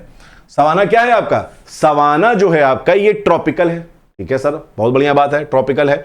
अब सवाना में क्या समर्स में बारिश होती है, यस। विंटर्स में बारिश होती है, नहीं। तो विंटर्स में बारिश जहां नहीं होती है वो किससे रिप्रेजेंट होते हैं, डब्ल्यू से। तो आप सवाना के लिए क्या यूज करेंगे, ए डब्ल्यू। यहां विंटर्स ड्राई हैं, विंटर्स में बारिश नहीं हो रही है, समर्स में बारिश होती है, तो ए डब्ल्यू यहां पर यूज होता है सवाना के लिए। सवाना के लिए एक और यूज होता है, अभी हम लोग देखेंगे, विल सी टू इट, ठीक है। अगर आपसे कोई पूछता है कि मेडिटेरेनियन क्लाइमेट जो है इसके लिए क्या यूज होगा, मेडिटेरेनियन क्लाइमेट के लिए, तो देखो मेडिटेरेनियन क्लाइमेट में आपको एक चीज समझनी पड़ेगी, यहां विंटर्स जो होती है ना, विंटर्स में रेन होती है, यहां विंटर्स में रेन होता है, ठीक है। और यहां पर जो है समर्स आपके जो होते हैं, समर्स वो ड्राई होते हैं। समर्स क्या होते हैं? ड्राई होते हैं, ठीक है। तो अब मेडिटेरेनियन के लिए क्या यूज करोगे? मेडिटेरेनियन के लिए तो मेडिटेरेनियन कहां पर आता है? क्या ट्रॉपिक्स में आता है? मेगाथर्म में नहीं, मेडिटेरेनियन उसके ऊपर आता है, मतलब सी कैटेगरी में आता है। किस में आता है? सी कैटेगरी में, ऊपर वाले में आता है, सी में। तो यहां सी आपका आ जाएगा बड़ा वाला सी, ठीक है, ये आ गया कैपिटल सी। अब कैपिटल सी के बाद क्या यहां विंटर्स ड्राई हैं? तो नहीं, विंटर्स यहां वेट हैं। क्या यहां समर्स ड्राई हैं? यस, समर्स यहां ड्राई हैं। समर्स ड्राई हैं तो एस आ गया। तो सी एस जो रिप्रेजेंट कर रहा है, किसको रिप्रेजेंट कर रहा है? वो रिप्रेजेंट कर रहा है मेडिटेरेनियन को। किसको? मेडिटेरेनियन को। अगर आपसे पूछा जाए कि बताओ भैया ब्रिटिश टाइप ऑफ क्लाइमेट क्या होता है, ब्रिटिश टाइप ऑफ क्लाइमेट क्या होता है, ब्रिटिश टाइप का क्लाइमेट कैसा है, ठीक है, तो ब्रिटिश टाइप ऑफ क्लाइमेट जो है, ब्रिटिश टाइप ऑफ क्लाइमेट जो है, ये सी और डी दोनों में आ सकता है, ये सी और डी दोनों में आ सकता है, ठीक है। आपका यहां पर याद रखिएगा, इसमें कैपिटल डी भी आ सकता है, कैपिटल सी भी आ सकता है। अगर ब्रिटेन जो देखेंगे बहुत लंबा कंट्री है, ब्रिटेन लंबी कंट्री है, तो जो इसका ट्रॉपिक्स के पास वाला होगा, है ना, सब ट्रॉपिकल टेम्परेट रीजन वाला, जो नीचे वाला रीजन होगा सब ट्रॉपिकल वाला, उसमें आ जाएगा सी। और जो ऊपर वाला रीजन होगा ब्रिटेन का, ऊपर वाला रीजन होगा जो पोल्स के पास है, उसमें आ जाएगा डी, ठीक है। चलिए सर, ये तो हमने समझ लिया डी और सी। अब ब्रिटेन में बारिश क्या हमेशा होती है? थ्रू आउट द ईयर होती है? यस, ब्रिटेन में बारिश क्या होती है? थ्रू आउट द ईयर होती है। तो ब्रिटेन में अगर बारिश थ्रू आउट द ईयर होती है तो यहां पर इसके लिए क्या यूज करेंगे? हम एफ यूज करेंगे, ठीक है। तो ये डी एफ, ये सी एफ से लेके डी एफ वाली कैटेगरी में आता है, ये सी एफ से लेके डी एफ वाली कैटेगरी में आता है। तो इस तरीके से हमने क्या करा, इस तरीके से हमने जो सीजनैलिटी के बेसिस पे है क्लाइमेट को डिवाइड कर लिया। इस बेसिस पे आप क्लाइमेट को सब कुछ बता सकते हैं। ये ई एफ क्या बता रहा है? ई एफ हमें बता रहा है परमाफ्रॉस्ट, ठीक है, परमाफ्रॉस्ट क्लाइमेट। ये जो रीजन है ये पोलर रीजन हो गया, इसको क्या बोल सकते हैं हम? कोल्ड पोलर रीजन्स हैं ये। ई एफ जो है हमारे पोलर रीजन्स को रिप्रेजेंट कर रहा है, अंटार्कटिका, आर्कटिक, है ना, ग्रीनलैंड उसको। और ये जो ईटी है, ईटी, ये ईटी टुंड्रा के रीजन्स को कर रहा है, ET tundra type of climate को कर रहा है। ईटी किसको कर रहा है? टुंड्रा टाइप ऑफ क्लाइमेट को कर रहा है, ठीक है। टाइगा टाइप ऑफ क्लाइमेट हम कहां लिखेंगे? टाइगा, अगर आपसे क्वेश्चन आ जाता है टाइगा, टाइगा क्लाइमेट, तो टाइगा क्लाइमेट बेसिकली क्या है? टाइगा क्लाइमेट जो है, टाइगा क्लाइमेट में बारिश एक तो साइबेरिया में पड़ता है, डी रीजन में पड़ता है, डी रीजन में। एक तो कहां पड़ता है? रीजन क्या है इसका? डी, है ना, डी रीजन में पड़ता है ये बेसिकली आपका माइक्रोथम रीजन में। सर्दियों में यहां स्नोफॉल होता है, साइबेरिया में पड़ता है। और टाइगा क्लाइमेट में बारिश थ्रू आउट द ईयर होती है ना, because of temperate cyclone. Temperate cyclone की वजह से यहां पर बारिश थ्रू आउट द ईयर होती है। तो यहां पर क्या आ जाएगा? डीएफ आ जाएगा। तो British type of climate, Tyga type of climate, ये डीएफ कैटेगरी में आएंगे। ये किस में आएंगे? ये डीएफ कैटेगरी में आएंगे, ठीक है। ये चीज आपको थोड़ी सी समझ लेनी है। अब इन्होंने क्या करा? इन्होंने, कोपेन साहब ने थर्ड चीज जो बात करी, थर्ड इन्होंने क्या करा? You know, he used B for dry conditions। इन्होंने ड्राई कंडीशंस जो हैं, ठीक है, जीरोफाइट्स, ड्राई कंडीशंस के लिए B यूज करा। ही used B for dry condition. Koppen ने ड्राई कंडीशन के लिए B यूज करा। अब इसमें क्या है? देखो इसमें क्या है, आप समझिएगा। एक इन्होंने यूज करा किसको? इन्होंने एक कॉन्सेप्ट यूज करा, concept of effective precipitation, concept of effective precipitation, ठीक है। effective precipitation का मतलब क्या होता है? effective precipitation का मतलब है precipitation minus evaporation, precipitation minus evaporation। इसको PE भी बोलते हैं हम लोग। क्या बोलते हैं? PE। इन्होंने प्रेसिपिटेशन माइनस इवेपोरेशन का कॉन्सेप्ट यूज करा। इन्होंने कहा कि actually, you know, dry climates जो हैं, ड्राई क्लाइमेट्स को हम प्रेसिपिटेशन के बेसिस पे देखेंगे, ना कि टेम्परेचर के बेसिस पे, ठीक है। और इसी बेसिस पे इन्होंने इसको बहुत आसानी से समझ लीजिए, मैं आपके लिए आसान कर दे रहा हूं कंडीशन। इसको इन्होंने क्या करा? इन्होंने कहा कि अगर evaporation is greater than precipitation, अगर आपका इवेपोरेशन ज्यादा है, प्रेसिपिटेशन कम है, याद रखिएगा, इवेपोरेशन ज्यादा है, प्रेसिपिटेशन कम है, तो इसके लिए इन्होंने, है ना, इसके लिए इन्होंने एस वर्ड यूज करा, एस, कैपिटल एस। ये कौन सा है एस?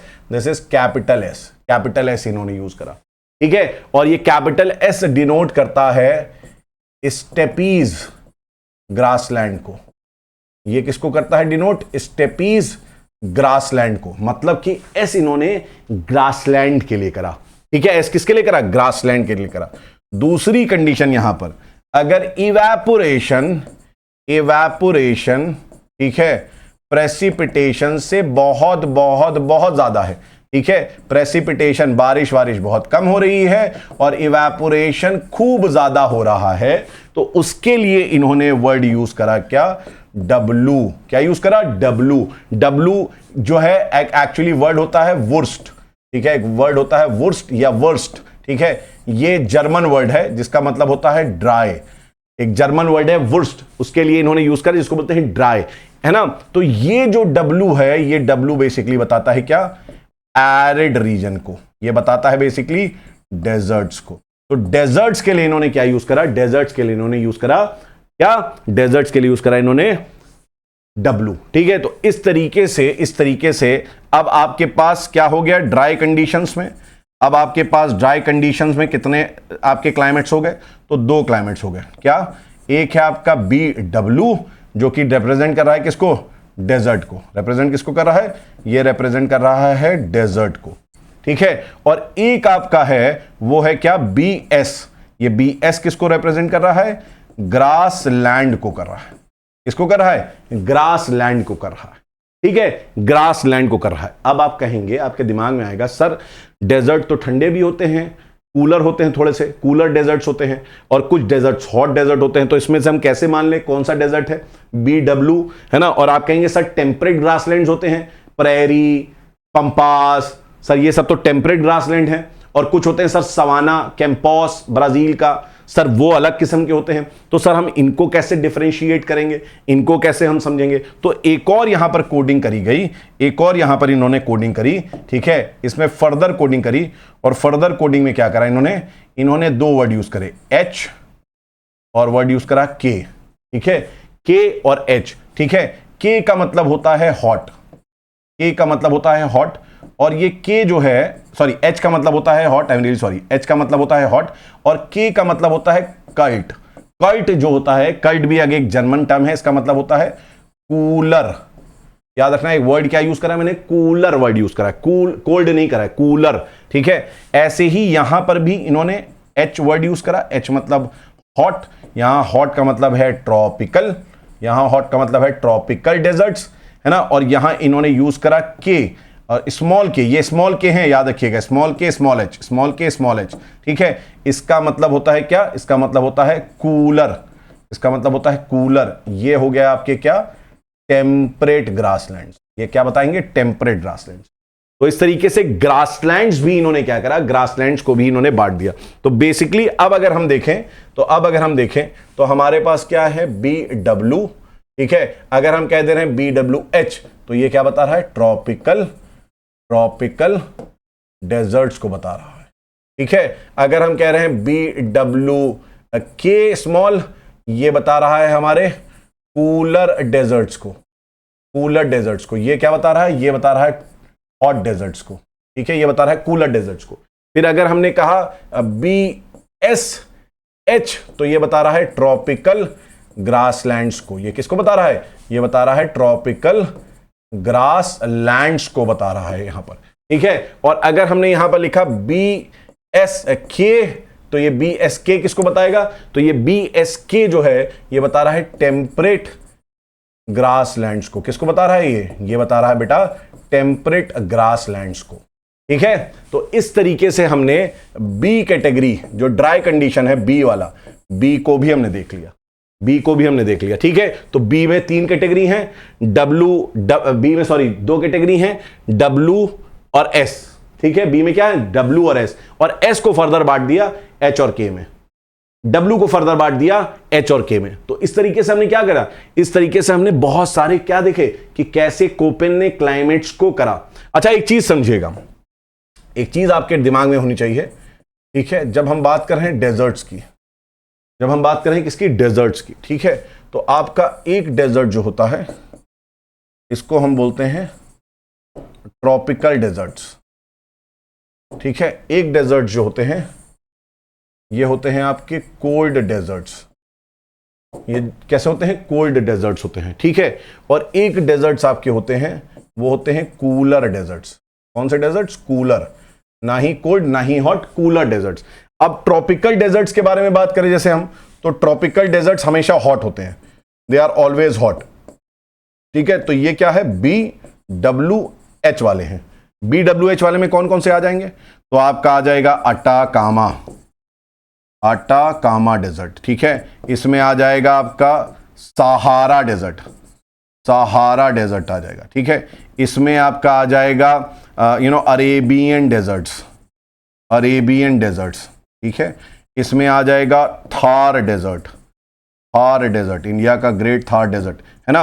इसमें आ जाएगा सोनोरन, सोनोरन, ठीक है। इसमें क्या आ गया, सोनोरन आ गया, ठीक है। इसमें आपका यू हैव गिब्सन है ना, सिम्सन, ये सब ठंडे वाले आ गए, सॉरी गर्म वाले हैं, ठीक है। इसमें आपका क्या है, सो मोजावे, मोजावे, ये सारे जो डेजर्ट्स हैं ये आपके BWH वाले हैं, ठीक है।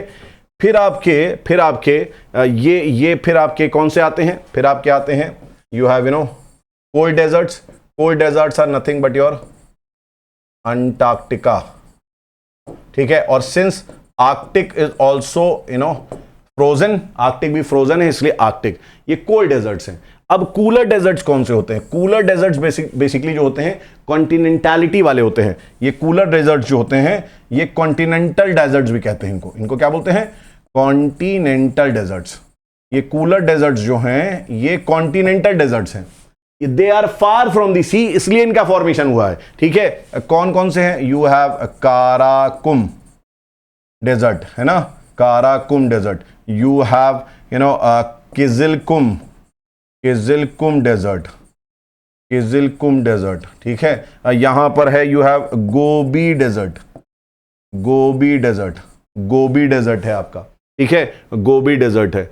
ये कौन से डेजर्ट है, ये कूलर डेजर्ट है, ये कॉन्टिनेंटलिटी की वजह से कॉन्टिनेंटल डेजर्ट्स कहला जाते हैं ये, ठीक है। फिर एक और आपके कूलर डेजर्ट्स में आते हैं, कूलर डेजर्ट्स में और भी आपके आते हैं, कौन से कूलर डेजर्ट्स आते हैं, पैटागोनिया, लेकिन ये रेन शैडो की वजह से, पैटागोनिया डेजर्ट, ये भी कूलर डेजर्ट्स हैं, पैटागोनिया। तो इनके लिए याद रखिएगा, इनके लिए क्या यूज करा गया है, BWK स्मॉल। इन सारे डेजर्ट्स के लिए क्या यूज करा गया है, BWK यूज करा गया है। तो आप कहेंगे सर फिर उनके लिए क्या यूज करा गया है, बेटा भूल गए, इनके लिए तो हमने पहले ही EF यूज कर लिया, क्योंकि ये सब क्या हैं, ये सब हैं परमाफ्रॉस्ट, ये सब क्या हैं, ये सारे के सारे हैं परमाफ्रॉस्ट, ठीक है। इनके लिए तो हमने क्या यूज करा है, EF यूज कर लिया है, we have used what, we have used EF for that, ठीक है। तो इस तरीके से कोपेन ने क्या करा, कोपेन ने क्लाइमेटिक क्लासिफिकेशन करा। तो इसमें अब एक्चुअली एक चीज जो कोपेन ने बात नहीं करी थी, बाद में मॉडिफिकेशन हुआ, ठीक है। और मॉडिफिकेशन में एक और लेटर जोड़ा गया, ठीक है, एक और लेटर जोड़ा गया मॉडिफिकेशन में, और वो लेटर जोड़ा गया H, कैपिटल H। और ये कैपिटल H किसके लिए जोड़ा गया, ये आपके हाईलैंड्स के लिए जोड़ा गया, ठीक है, ये बेसिकली माउंटेन्स के लिए जोड़ा गया। तो इस तरीके से कोपेन ने आपका क्लाइमेट क्लासिफिकेशन करा। अब हम लोग उस क्लाइमेट क्लासिफिकेशन के क्या रीजन्स हैं, लोकेशंस हैं, उसके डिस्ट्रीब्यूशंस कैसे हो रखा है उसको समझ लेते हैं। तो अब हम लोग बात यहां पर जो करने जा रहे हैं, सबसे पहले बात करने जा रहे हैं ट्रॉपिकल ह्यूमिड क्लाइमेट जो है ना, जो हमारा ग्रुप ए था, ग्रुप ए में जो ग्रुप ए आता है वो क्या है, वो ट्रॉपिकल ह्यूमिड क्लाइमेट्स को बताता है। ह्यूमिड मतलब जिसमें मॉइस्चर ज्यादा हो, ट्रॉपिकल मतलब जहां पर गर्मी ज्यादा हो, मेगाथर्म वाला, याद है, मेगाथर्म वाले रीजन को रिप्रेजेंट करता है। तो ये आपको ट्रॉपिकल ह्यूमिड क्लाइमेट, कोपेन का जो ट्रॉपिकल ह्यूमिड क्लाइमेट है वो कहां मिलेगा, तो याद रखिएगा ये ट्रॉपिक्स के बीच में मिलेगा, Tropic of Cancer and Tropic of Capricorn के बीच में मिलेगा। तो यही लिखा हुआ है, tropical humid climates can be found between Tropics of Cancer and Tropic of Capricorn. पहली चीज ये हो गई, कहां मिलेगा, रीजन समझ लिया। दूसरी चीज, ये वो रीजन है जहां पर सन जो है वो वर्टिकली शाइन करता है throughout the year. The sun shines vertically in this region all the year. इसका मतलब ये पूरे समय गर्म रहता है, मेगाथर्म, हमेशा यहां टेम्परेचर ज्यादा होता है। The inter tropical convergence zone ITCZ is also present. हमने देखा ITCZ कहां होता है, ITCZ जहां पर आपका एयर ऊपर की तरफ उठ जाती है, ट्रेड विंड्स मिलती हैं आके, ट्रेड विंड्स दोनों आपकी ट्रेड विंड्स आके मिलती हैं और एयर ऊपर की तरफ उठ जाती है, ठीक है, making the climate of the region hot and humid, ठीक है। जब एयर ऊपर उठती है, जब एयर ऊपर उठती है तो कंडेंसेशन होता है, बारिश होती है, ठीक है। इसलिए ये एयर आपका हॉट तो है, ये जो एटमॉस्फेयर है ये हॉट तो है ही क्योंकि सनशाइन हो रहा है यहां पर। और ITCZ का मतलब क्या है, ITCZ जब भी आपके देखें तो आपके दिमाग में क्या आना चाहिए, ITCZ को देखते ही आपके दिमाग में आना चाहिए सर ये तो लो प्रेशर है। ये कैसा है सर, ये लो प्रेशर है, और लो प्रेशर का मतलब एयर राइज करती है, और सर जहां पर एयर राइज करती है वहां पे कंडीशन नॉर्मली कैसी होती है सरकार, वेट होती है, वेट ह्यूमिड, बारिश होती है ना, तो इसलिए वेट होती है यहां पर क्लाइमेट, ठीक है। This region witnesses a low annual range, low range of annual temperature, मतलब यहां पर मैक्सिमम मिनिमम में बहुत ज्यादा फर्क नहीं है, और अप्रोक्सीमेटली यहां टेम्परेचर जो होता है वो 27 डिग्री से लेके 30 डिग्री सेंटीग्रेड तक मिलता है, ठीक है, 35 भी हो जाता है, ऑन एन एवरेज बता रहा हूं। तो यहां बहुत ज्यादा डिफरेंस नहीं है, और यहां पर हाई एनुअल रेनफॉल होती है, बारिश ताबड़तोड़ होती है, खूब बारिश होती है यहां पर, ठीक है। दूसरी चीज याद रखिएगा, जो ये ट्रॉपिकल क्लाइमेट्स है ना, ट्रॉपिकल क्लाइमेट्स को हम लोग 3 तरीके से बांटते हैं। एक जिसको हम बोलते हैं ट्रॉपिकल वेट क्लाइमेट, ठीक है, ये बेसिकली हमारा इक्वेटर के पास वाला रीजन है जहां पर बारिश बहुत ज्यादा होती है, ठीक है। फिर होता है ट्रॉपिकल मॉनसून क्लाइमेट्स, जैसे हमारे इंडिया में है जहां पर रिवर्सल ऑफ विंड्स हो रही हैं, तो जो इंडियन सब कॉन्टिनेंट है वो ये रिप्रेजेंट करता है। और हमारा एक होता है tropical wet and dry climate, tropical wet and dry climate, यहां पर विंटर्स ड्राई होती हैं, समर्स में बारिश होती है, विंटर्स ड्राई होती हैं, समर्स में बारिश होती है। आइए इसको देखते हैं हम लोग, है ना। तो ये आप रीजन देख सकते हैं, ये वाला जो रीजन है, ये वाला जो रीजन है ना, इसी रीजन में आपके पड़ते हैं ये क्लाइमेटिक जोन्स, ठीक है। ये ट्रॉपिक ह्यूमिड, अब इसी को फर्दर और डिवाइड करा गया, इसी को फर्दर और डिवाइड करा गया। सबसे पहले आता है हमारा क्या, AF, याद है मैंने आपको बताया था F stands for what, F stands for rain through out the year, है ना, इसीलिए इसको क्या लिखा हुआ, ट्रॉपिकल वेट क्लाइमेट, AF, ठीक है। तो यहां पर देखिए क्या है, it is near the equator, मैंने बताया आपको ये इक्वेटर के नियर है, ठीक है, इक्वेटर के नियर होती हैं। इसके कुछ डिस्ट्रीब्यूशंस देखोगे तो अमेज़न के बेसिन्स है, जो अमेज़न फॉरेस्ट है, बेसिकली अमेज़न फॉरेस्ट है आपका, ठीक है, कहां है, साउथ अमेरिका में है, अमेज़न रिवर का बेसिन जो है ना। वेस्टर्न इक्वेटोरियल अफ्रीका, जो बेसिकली कॉन्गो वाला रीजन है, कॉन्गो रिवर वाला रीजन है, कॉन्गो फॉरेस्ट वाला रीजन है, वो rain forest, Congo rain forest इसमें आते हैं, ठीक है। Islands of the east Indies, जो मेकोंग बेसिन है, मेकोंग बेसिन, ठीक है, तो वो मेकोंग जो आपका कंबोडिया, लाओस, है ना, थाईलैंड, वियतनाम, वो वाला रीजन जो है वहां पर भी ये रहता है, ठीक है, इक्वेटर के पास वाले रीजन है यहां पर। यहां एनुअल रेनफॉल जो होती है वो यूनिफॉर्म होती है, साल भर लगभग होती रहती है, ठीक है। दूसरी चीज, the temperature is uniformly high, ठीक है, टेम्परेचर लगभग हमेशा हाई रहता है, with negligible average annual temperature range, ठीक है। तो मैक्सिमम मिनिमम जैसा यहां कॉन्सेप्ट बहुत कम है, एक ही जैसा टेम्परेचर लगभग रहता है यहां पर। The nature of rainfall here is convectional, याद रखिएगा बहुत इंपॉर्टेंट है। मैंने आपको बताया था, जब पहला लेक्चर में बताया था तो मैंने बताया था इक्वेटोरियल रीजन जो है वो बहुत गर्म हो जाता है। गर्म जब एयर हो जाती है तो जो एयर मास है वो हल्की हो जाती है, मॉलिक्यूल्स उसके भागते हैं इधर उधर, वो एक्सपैंड करती है, लाइट होकर एक्सपैंड करती है, और उसमें ग्रेविटेशनल पुल कम लगता है, तो वो एयर क्या होती है, वो सारी एयर एक साथ ऊपर उठती हैं, और जब साथ एक ऊपर उठती हैं एयर, तो वहां पर क्या होता है, वहां पर वो क्लाउड्स फॉर्म करती हैं और ज्यादा एक्सपैंड करती हैं, एक्सपैंड करके फैल जाती हैं। क्यों, क्योंकि इस पे अब प्रेशर कम लग रहा होता है, जो हमारा सरफेस है वहां पर प्रेशर बहुत ज्यादा लग रहा है, तो एयर ऐसे हैं, जैसे जैसे एयर उठती है ऊपर, एयर फैलती चली जाती है, क्योंकि प्रेशर कम होता है, गैसेस का प्रेशर कम है, और ऐसे जाके फैलती हैं, ठंडी होती हैं, नीचे आती हैं, फिर गर्म होती हैं, फिर ऊपर उठती हैं, तो कन्वेक्शन होता रहता है। क्या होता है, कन्वेक्शन होता रहता है, कन्वेक्शनल रेनफॉल यहां पर होती है, ठीक है। और ये डेली बेसिस पे होती है, ये क्या होती है, डेली बेसिस पे होती है। इनफैक्ट इस रीजन में 4 o'clock रेन का कॉन्सेप्ट है, मैंने बताया था आपको 4 o'clock रेन का कॉन्सेप्ट है। This region is characterised by presence of tropical evergreen forest, ठीक है, जिसको हम क्या बोलते हैं, ट्रॉपिकल रेन फॉरेस्ट भी बोलते हैं, ठीक है, इक्विटोरियल रेन फॉरेस्ट भी बोलते हैं। ऐसे फॉरेस्ट की डेंस कैनोपी होती है, ठीक है, यहां पर छोटे बड़े इतने सारे आपके ट्रीज होते हैं कि यहां पर कभी भी पतझड़ होता ही नहीं है, कभी भी यहां पर they don't shed the leaf. ऐसा लगता है शेड तो करती है लीफ लेकिन बहुत कम करती है, ठीक है। और ये जो है यहां पर क्या है, हाई बायोडाइवर्सिटी है, यहां पर डाइवर्सिटी कैसी है, बायोडाइवर्सिटी हाई होती है। तो ये हमारा AF है, ठीक है। ये देखिए रीजन आपके, ये वाला रीजन है, दिस रीजन, ये वाला रीजन दिख रहा है रीजन, ये रीजन्स हैं आपका अमेजॉन बेसिन, कॉन्गो वाला, ईस्ट इंडीज वाला, ठीक है, ये रीजन है। अब आइए हम लोग यहां बात करते हैं AM। AM हमारा basically monsoon type of climate है, ठीक है। इसकी मेन स्पेशल जो कैरेक्टरिस्टिक्स होती हैं क्या होती है, रिवर्सल ऑफ विंड। मैंने बताया ना 6 महीने एक डायरेक्शन में, 6 महीने दूसरी डायरेक्शन में, राइट। तो ये रिवर्सल ऑफ विंड जो है ये मॉनसून को बताती है और मॉनसून के लिए M कैटेगरी उन्होंने यूज कर रखा है, ठीक है। Tropical monsoon like conditions are found over the Indian subcontinent, बहुत सही। नॉर्दर्न ऑस्ट्रेलिया में मिलता है, देख रहे हैं ये वाला जो आप रीजन देख रहे हैं नॉर्दर्न ऑस्ट्रेलिया वाला, यहां मिलता है, ठीक है। नॉर्थ ईस्टर्न साउथ अमेरिका में मिल रहा है, नॉर्थ ईस्टर्न साउथ अमेरिका में मिल रहा है, ठीक है। और आपको यहां पर याद रखिएगा रेनफॉल कहां हो रही है, समर्स में हो रही है। विंटर इज मोस्टली ड्राई है, ऐसा नहीं है कि विंटर्स में बारिश नहीं होती है, विंटर्स में भी बारिश हो जाती है ना। जैसे आपने देख रखा था क्या, कोरोमंडल कोस्ट में नॉर्थ ईस्ट जो मॉनसून विंड्स हैं उनसे बारिश होती है विंटर्स में, ठीक है, याद रखिएगा, ठीक। तो ये हमारा ट्रॉपिकल क्या है, ट्रॉपिकल मॉनसून क्लाइमेट था। अब आ जाता है क्या हमारा tropical wet and dry climate. बहुत ध्यान समझिए, इसको AW बोला है, tropical wet and dry climate occurs north and south of tropical wet type climate. तो जो आपका हमारा ट्रॉपिकल रीजन था, जो हमारा इस तरीके से ये बेल्ट था, ये कौन सा बेल्ट है, ये इक्वेटोरियल बेल्ट है।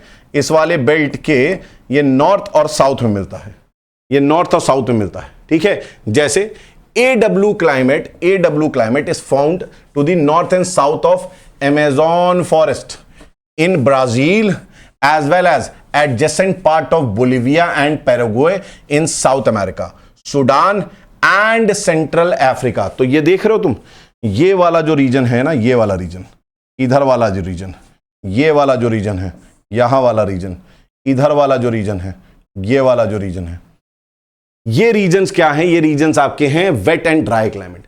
यहां पर वेटनेस भी होती है, ड्राइनेस भी होती है। अब यहां लिखा हुआ है क्या, W मतलब क्या होता है, विंटर्स आर ड्राई। W मतलब क्या होता है, विंटर्स आर ड्राई, ठीक है। तो ये विंटर्स यहां ड्राई होते हैं, समर्स में ज्यादा बारिश होती है, ठीक है। The annual rainfall in this climate is significantly lower than the AF and AM climate type. तो पहली चीज तो ये समझ लो क्या, ये एक लाइन बहुत इंपॉर्टेंट है तुम्हारे पेपर के लिए, प्रीलिम्स में भी आ सकता है, कि ट्रॉपिकल मॉनसून से बारिश कम होती है यहां पर। दूसरा यहां पर जो आपका ऑब्वियस सी बात है, AF कैटेगरी है, जो आप हमारे वेट कैटेगरी है, जहां पर थ्रू आउट द ईयर बारिश होती है, उससे कम होती है यहां बारिश। तो AM और AF से यहां बारिश कम होती है, ठीक है। यहां पर लॉन्गर ड्राई सीजन आपको देखने को मिलता है और शॉर्टर वेट सीजन देखने को मिलता है। यहां पर आपको बहुत लंबा है ना ड्राई सीजन मिलता है और थोड़े समय के लिए बारिश होती है, थोड़े समय के लिए बारिश होती है, ठीक है। इसका मतलब यहां पर आपको ड्रॉट्स भी मिलेंगे, सूखा भी आपको मिलेगा। यहां पर जब बारिश आपका कम हो रही है और लंबा समय है तो यहां पर आपको सूखा भी मिलेगा। The region experiences high temperature all the year with the diagonal temperature ranges being greatest during the dry season. Dry season में क्या है, ड्राई सीजन में आपका मैक्सिमम टेम्परेचर दिन का और आपका मिनिमम टेम्परेचर दिन का जो है वो क्या होता है, वो आपका बहुत ज्यादा उसमें अंतर होता है। तो मैक्सिमम बहुत ज्यादा है, मिनिमम बहुत कम है, ठीक है, डिफरेंस बहुत ज्यादा होता है। ये जो है क्या है, ये हमारे डेसिडियस फॉरेस्ट और ट्री शेडेड ग्रासलैंड्स के लिए होते हैं, ठीक है। तो जैसे बेसिकली क्या है हमारा AW कैटेगरी में मैंने बताया था सवाना को हम लोग इंक्लूड कर सकते हैं, तो सवाना यहां पर भी आ सकता है, AW में भी आ सकता है, और सवाना हॉट ग्रासलैंड है तो BSH में भी आ सकता है। अगर आप सवाना की बात करेंगे तो सवाना देखिए ऐसा है कि सवाना टाइप ऑफ क्लाइमेट दोनों में आता है। सवाना कहां पर है, सवाना ग्रासलैंड्स कहां पर है, सवाना ग्रासलैंड्स अफ्रीका में है, ठीक है। तो ये बेसिकली AW और BSH दोनों में आते हैं सवाना। यहां पर भी सवाना आ सकता है, ट्री शेड ग्रासलैंड जो है यहां पर भी आ सकता है सवाना, ठीक है। तो बेसिकली इंडिया में अगर आप देखेंगे तो ज्यादातर इंडिया में इसी तरीके के फॉरेस्ट पाए जाते हैं। इंडिया में डेसिडुअस फॉरेस्ट पाए जाते हैं, ठीक है। और इंडिया में आप याद रखिएगा कि पतझड़ वाले जिसको बोलते हैं ना वन, वो मिलते हैं। तो ये इंडिया में भी ये टेम्परेट आपको क्लाइमेट जोन मिलेगा, क्लाइमेटिक जोन मिलेगा। बी हमने बात करी, ड्राई क्लाइमेट को बता रहा है, ठीक है। यहां पर रेनफॉल जो होती है is not enough to support the growth of plants, तो यहां प्लांट्स आपके ज्यादा ग्रो नहीं होंगे, इसीलिए यहां पर या तो ग्रासलैंड्स होंगे या कैक्टस जैसे प्लांट्स होंगे आपके यहां पर, ठीक है। These climatic regions are extended over a vast area of planet that is from 15 degree to 60 degree north and south of the equator, ठीक है। यहां पर क्या लिखा हुआ है कि ये बहुत लंबे ग्रासलैंड आप देख रहे हैं ना, ग्रासलैंड्स और जो ये डेजर्ट्स हैं ये बहुत लंबे फैले हुए हैं, ठीक है। 15 डिग्री से लेके 60 डिग्री नॉर्थ एंड साउथ दोनों लैटिट्यूड हेमिस्फेयर में है, ठीक है। In the middle latitudes between 35 and 60 degree north and south of the equator they are confined to interiors of continents, ठीक है। समझ में आ रही बात? यहां पर कॉन्टिनेंटल डेजर्ट्स जो हमने बताया, कॉन्टिनेंटल डेजर्ट्स 35 से लेके 60 डिग्री, 35 से लेके 60 degree Gobi desert, Karakum desert जो उज्बेकिस्तान तजाकिस्तान वाला जो एरिया है, ठीक है, कजाकिस्तान वाला एरिया, वहां पर जो डेजर्ट्स हैं कॉन्टिनेंटल डेजर्ट्स है। कैसे कॉन्टिनेंटल? याद रखिएगा कॉन्टिनेंटल डेजर्ट जो है ना वो केवल और केवल एशिया में है, क्योंकि एशिया बहुत फैला हुआ है, ठीक है। एशिया बहुत फैला हुआ है, सी कोस्ट से बहुत दूर है, और कोई भी कॉन्टिनेंट ऐसा नहीं है जहां पर आपको कॉन्टिनेंटल डेजर्ट्स मिले। इसीलिए देखेंगे आप, इसीलिए देखेंगे सेंट्रल एशिया के जो डेजर्ट्स हो गए और गोबी डेजर्ट जो हो गया वो आपका कॉन्टिनेंटल डेजर्ट है, अदरवाइज यूरोप में नहीं है। यूरोप हर तरफ से पानी से घिरा हुआ है ना, तो वहां पे कॉन्टिनेंटैलिटी नहीं हो सकती। कॉन्टिनेंटैलिटी का मतलब होता है फार अवे फ्रॉम द सी, बहुत दूर सी से।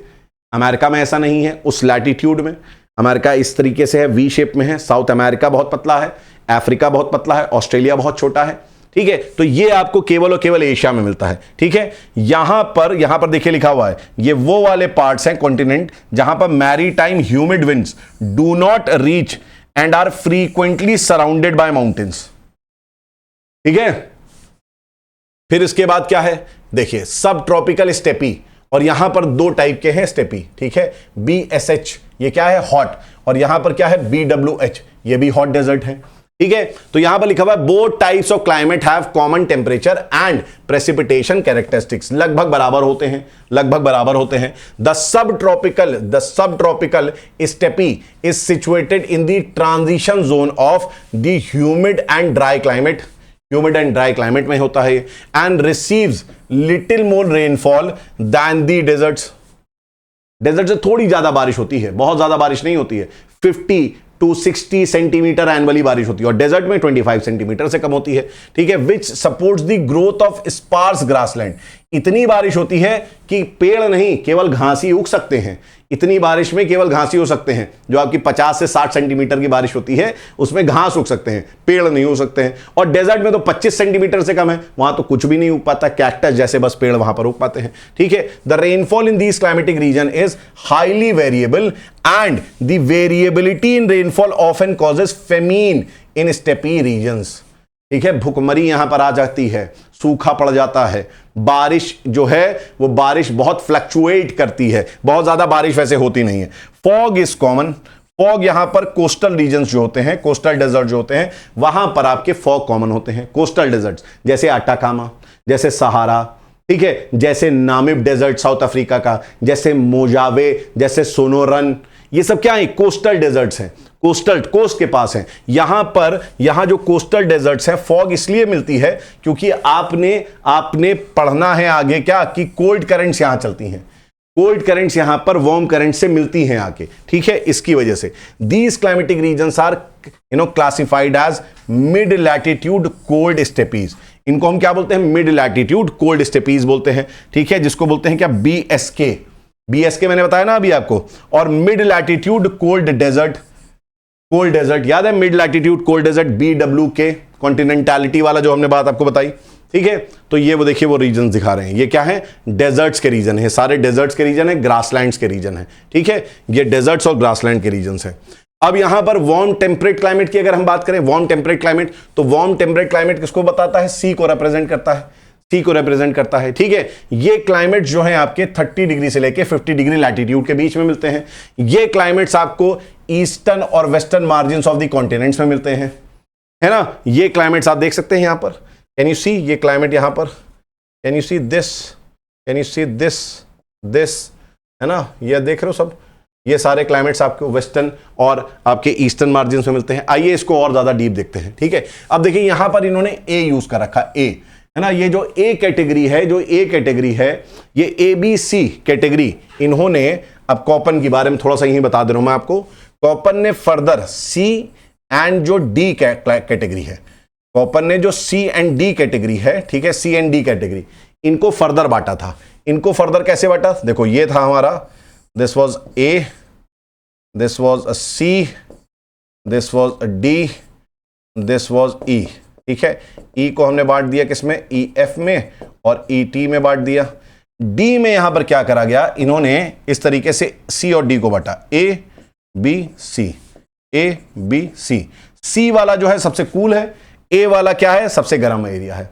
अगर ट्रॉपिक्स के पास है, ये ट्रॉपिक्स की तरफ है, इक्वेटर की तरफ है, इसलिए ए वाला एरिया गर्म है, ये भी आपका ए वाला एरिया जो है गर्म है, ठीक है। तो यहां अगर मैं बोल रहा हूं CWA, ठीक है, CWA, तो W क्या है, W जहां विंटर्स ड्राई रहते हैं, जहां विंटर्स ड्राई रहते हैं, और जो आपका लगभग गर्म है, जो ए वाला कैटेगरी है, ये गर्म है, ठीक है। तो ये देखिए ह्यूमिड सब ट्रॉपिकल क्लाइमेट, इसको क्या रिप्रेजेंट करा, ह्यूमिड सब ट्रॉपिकल क्लाइमेट। तो ये CWA जो है, it is found poleward from the Tropic of Cancer and the Tropic of Cancer, mainly in north Indian plains and south China interior plains. ये आपका कहां मिल रहा है, ये आपको नॉर्थ इंडियन प्लेन्स में मिल रहा है, साउथ चाइना इंटीरियर प्लेन्स में मिल रहा है। देखिए डायग्राम बना हुआ है। The climate is similar to tropical wet and dry climate except the temperature in winter is warm. ये बहुत इंपॉर्टेंट चीज है, except the temperature in winter is warm, यहां पर टेम्परेचर विंटर में वार्म होता है। चलिए अब आते हैं हम लोग यहां पर मेडिटेरेनियन। मेडिटेरेनियन में क्या है, मैंने आपको बताया था, सिंपल सा समझ लो, मेडिटेरेनियन में हॉट और ड्राई समर्स होता है, मेडिटेरेनियन में हॉट और ड्राई समर्स और माइल्ड रेनी विंटर्स होते हैं, मतलब बहुत कम आपका यहां पर जो है बारिश होती है लेकिन कम होती है। तो इस पे कैटेगरी हमारी समर्स कैसे हैं, एस क्या रिप्रेजेंट करता है, एस रिप्रेजेंट करता है dry summer, S represent small S क्या करता है, ड्राई समर करता है। तो इसीलिए इसको CS की कैटेगरी में हम लोग रखते हैं। किस कैटेगरी में रखते हैं, CS की कैटेगरी में रखते हैं। अब देखिए कहां कहां पर है, ये देख रहे हैं आप, ये सेंट्रल कैलिफोर्निया वाला है, ये दिस इज सेंट्रल कैलिफोर्निया, ठीक है। ये देखिए सेंट्रल चिली वाला part, this is central Chile, ये सेंट्रल चिली का पार्ट है, ठीक है। Then we have you know south eastern and south western Australia, ये देखिए ये वाला रीजन और ये वाला रीजन, ठीक है, साउथ ईस्टर्न और साउथ वेस्टर्न ऑस्ट्रेलिया, ठीक है। इसके अलावा ये क्या है, पूरा देखो ये देख रहे हो मेडिटेरेनियन रीजन, ये वाला, ये पूरा मेडिटेरेनियन रीजन इसी में आता है। मेडिटेरेनियन रीजन, मेडिटेरेनियन क्लाइमेट जो है वो यहां से इसका नाम निकल के आया है, ठीक है। फिर आपका आता है क्या, ह्यूमिड सब ट्रॉपिकल क्लाइमेट, ह्यूमिड सब ट्रॉपिकल क्लाइमेट। इसमें समझिए आपको, ये ह्यूमिड सब tropical climates lies on the eastern part, ये बहुत इंपॉर्टेंट है, eastern part of the continent. ये देखिए यहां पर eastern part of the continent, eastern part, eastern part, eastern part, eastern part, सब ईस्टर्न पार्ट में है यहां पर, ठीक है, इन सब ट्रॉपिकल लैटिट्यूड्स। और यहां पर ये क्या है, सब ट्रॉपिकल लैटिट्यूड्स, मतलब 30 से 35 40 डिग्री लैटिट्यूड में ये मिलेगा, है ना। यहां पर आपको frontal rainfall occurs due to unstable air masses, यहां पर आपके फ्रंटल रेनफॉल होती है। यहां पर क्या होता है, इंडिया में भी फ्रंटल रेनफॉल होती है यहां पर, ठीक है। They occur in the eastern United States of America, southern and eastern China, southern Japan, north east Argentina, coastal South Africa and the eastern coast of Africa, Australia, ठीक है। तो यहां पर आप देख रहे हैं ये देखिए ये वाला, ये आपका यूएस वाला पार्ट है, मैक्सिको वाला पार्ट है, ये अर्जेंटीना वाला पार्ट है, ये आप देखेंगे तो साउथ अफ्रीका वाला पार्ट है, यहाँ इंडिया का ये वाला पार्ट है, दिस इज सदर्न चाइना, ये आपका रीजन देखेंगे ऑस्ट्रेलिया वाला ईस्टर्न पार्ट है, साउथ ईस्टर्न पार्ट है। तो ये कौन सा है, ये हमारा ह्यूमिड सब ट्रॉपिकल क्लाइमेट है, ठीक है। इसके बारे में आपको इतनी बातें समझनी थी। अब यहां पर हमारा क्या है, मरीन वेस्ट कोस्ट क्लाइमेट, ठीक है। ये जो क्लाइमेट है ये वेस्ट कोस्ट क्लाइमेट है, तो ये हमेशा कहां पड़ेगा, वेस्ट कोस्ट में पड़ेगा, पहली चीज तो समझ लीजिए, ठीक है। और ये पोलवर्ड की तरफ है, पोल्स की तरफ है ये, ठीक है, पोल्स की तरफ है फ्रॉम द मेडिटेरेनियन क्लाइमेट। ये मेडिटेरेनियन क्लाइमेट से ऊपर वेस्ट कोस्ट में पड़ रहा है, ठीक है। ये चीज आपको याद रखनी है, the temperature is comparatively warmer, ठीक है, इन दीज रीजन्स, है ना। और यहां पर मॉडरेटिंग इफेक्ट ऑफ सी होता है, यहां पर आपको मरीन, है ना, हम लोग ने पढ़ रखा है इससे पहले, मरीन इफेक्ट, कि ज्यादा बारिश नहीं हो, आपका ज्यादा ठंडा नहीं होगा, ज्यादा गर्म नहीं होगा, ठीक है। ये कहां पर है आपका, तो नॉर्थ अमेरिका के कोस्ट हो गए, जो कोस्टल रीजन है, western coast region, north of California हो गया, है ना, सर्दर्न चिली हो गया, सर्दर्न ऑस्ट्रेलिया हो गया, न्यूजीलैंड हो गया। ठंडे ये आपका जो है, जो मेडिटेरेनियन से नीचे पोलवर्ड रीजन है, वहां पर ये पड़ रहा है, ठीक है। The average temperature is 15 degree to 20 degree centigrade, और विंटर्स में temperature is 4 degree to 10 degree centigrade, ठीक है।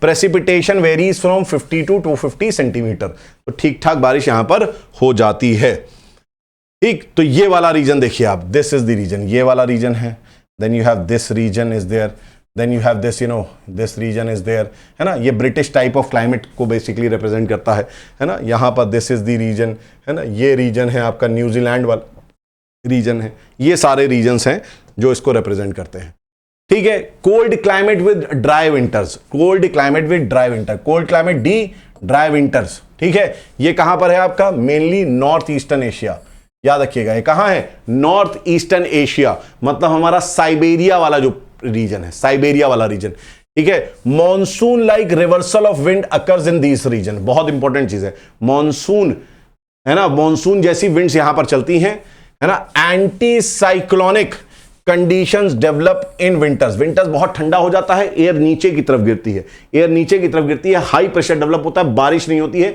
एंटी साइक्लोनिक कंडीशन आती है, एयर नीचे गिर के फैल जाती है सरफेस पे, एयर नीचे जाके फैल जाती है सरफेस पे, ठीक है। लेकिन समर्स में ये एंटी साइक्लोनिक कंडीशन वीक पड़ जाती है, समर्स में एयर ऊपर की तरफ उठने लगते हैं। और ऐसा क्यों हो रहा है, तो ऐसा आपको मैंने बताया था, लैंड गर्मियों में क्या हो जाता है, लैंड गर्मियों में गर्म हो जाता है जल्दी, और विंटर्स में ठंडा हो जाता है जल्दी। तो विंटर्स में हाई प्रेशर, एयर ठंडी नीचे की तरफ, गर्मियों में लैंड गर्म, एयर क्या होगी ऊपर की तरफ, तो वीक एंटी साइक्लोनिक कंडीशन बन जाती है, ठीक है। प्रेसिपिटेशन कितनी होती है, बहुत कम होती है, 15 से लेके 12 सेंटीमीटर होती है। ड्राई रीजन्स होते हैं, ये क्या होते हैं, ड्राई रीजन्स होते हैं, ठीक। पोलर क्लाइमेट्स के बारे में मैंने आपको बता ही दिया कि ये 70 डिग्री लैटिट्यूड से लेके पोल्स की तरफ होते हैं। ये जो पोलर रीजन्स हैं, पोलर रीजन्स में टुंड्रा रीजन पड़ता है, टुंड्रा रीजन 70 डिग्री की तरफ पड़ता है, ठीक है। और जो आइस कैप वाले रीजन है, परमाफ्रॉस्ट, वो ऊपर की तरफ पड़ते हैं, ठीक है। तो ये हमने आपको पहले ही बता दिया था। इसमें टुंड्रा क्लाइमेट के बारे में अगर आप देखेंगे तो टुंड्रा क्लाइमेट के बारे में क्या दिया हुआ है, tundras are one of the coldest and harshest biomes in the world, बहुत ठंडे हैं, बहुत हार्श कंडीशन है, ठीक है। Tundras are found in the Arctic region and on top of mountains, Himalaya में भी मिलते हैं टुंड्राज, है ना। ठंडी जगह रॉकीज एंडीज में भी मिलते हैं, एल्प्स में भी मिलते हैं।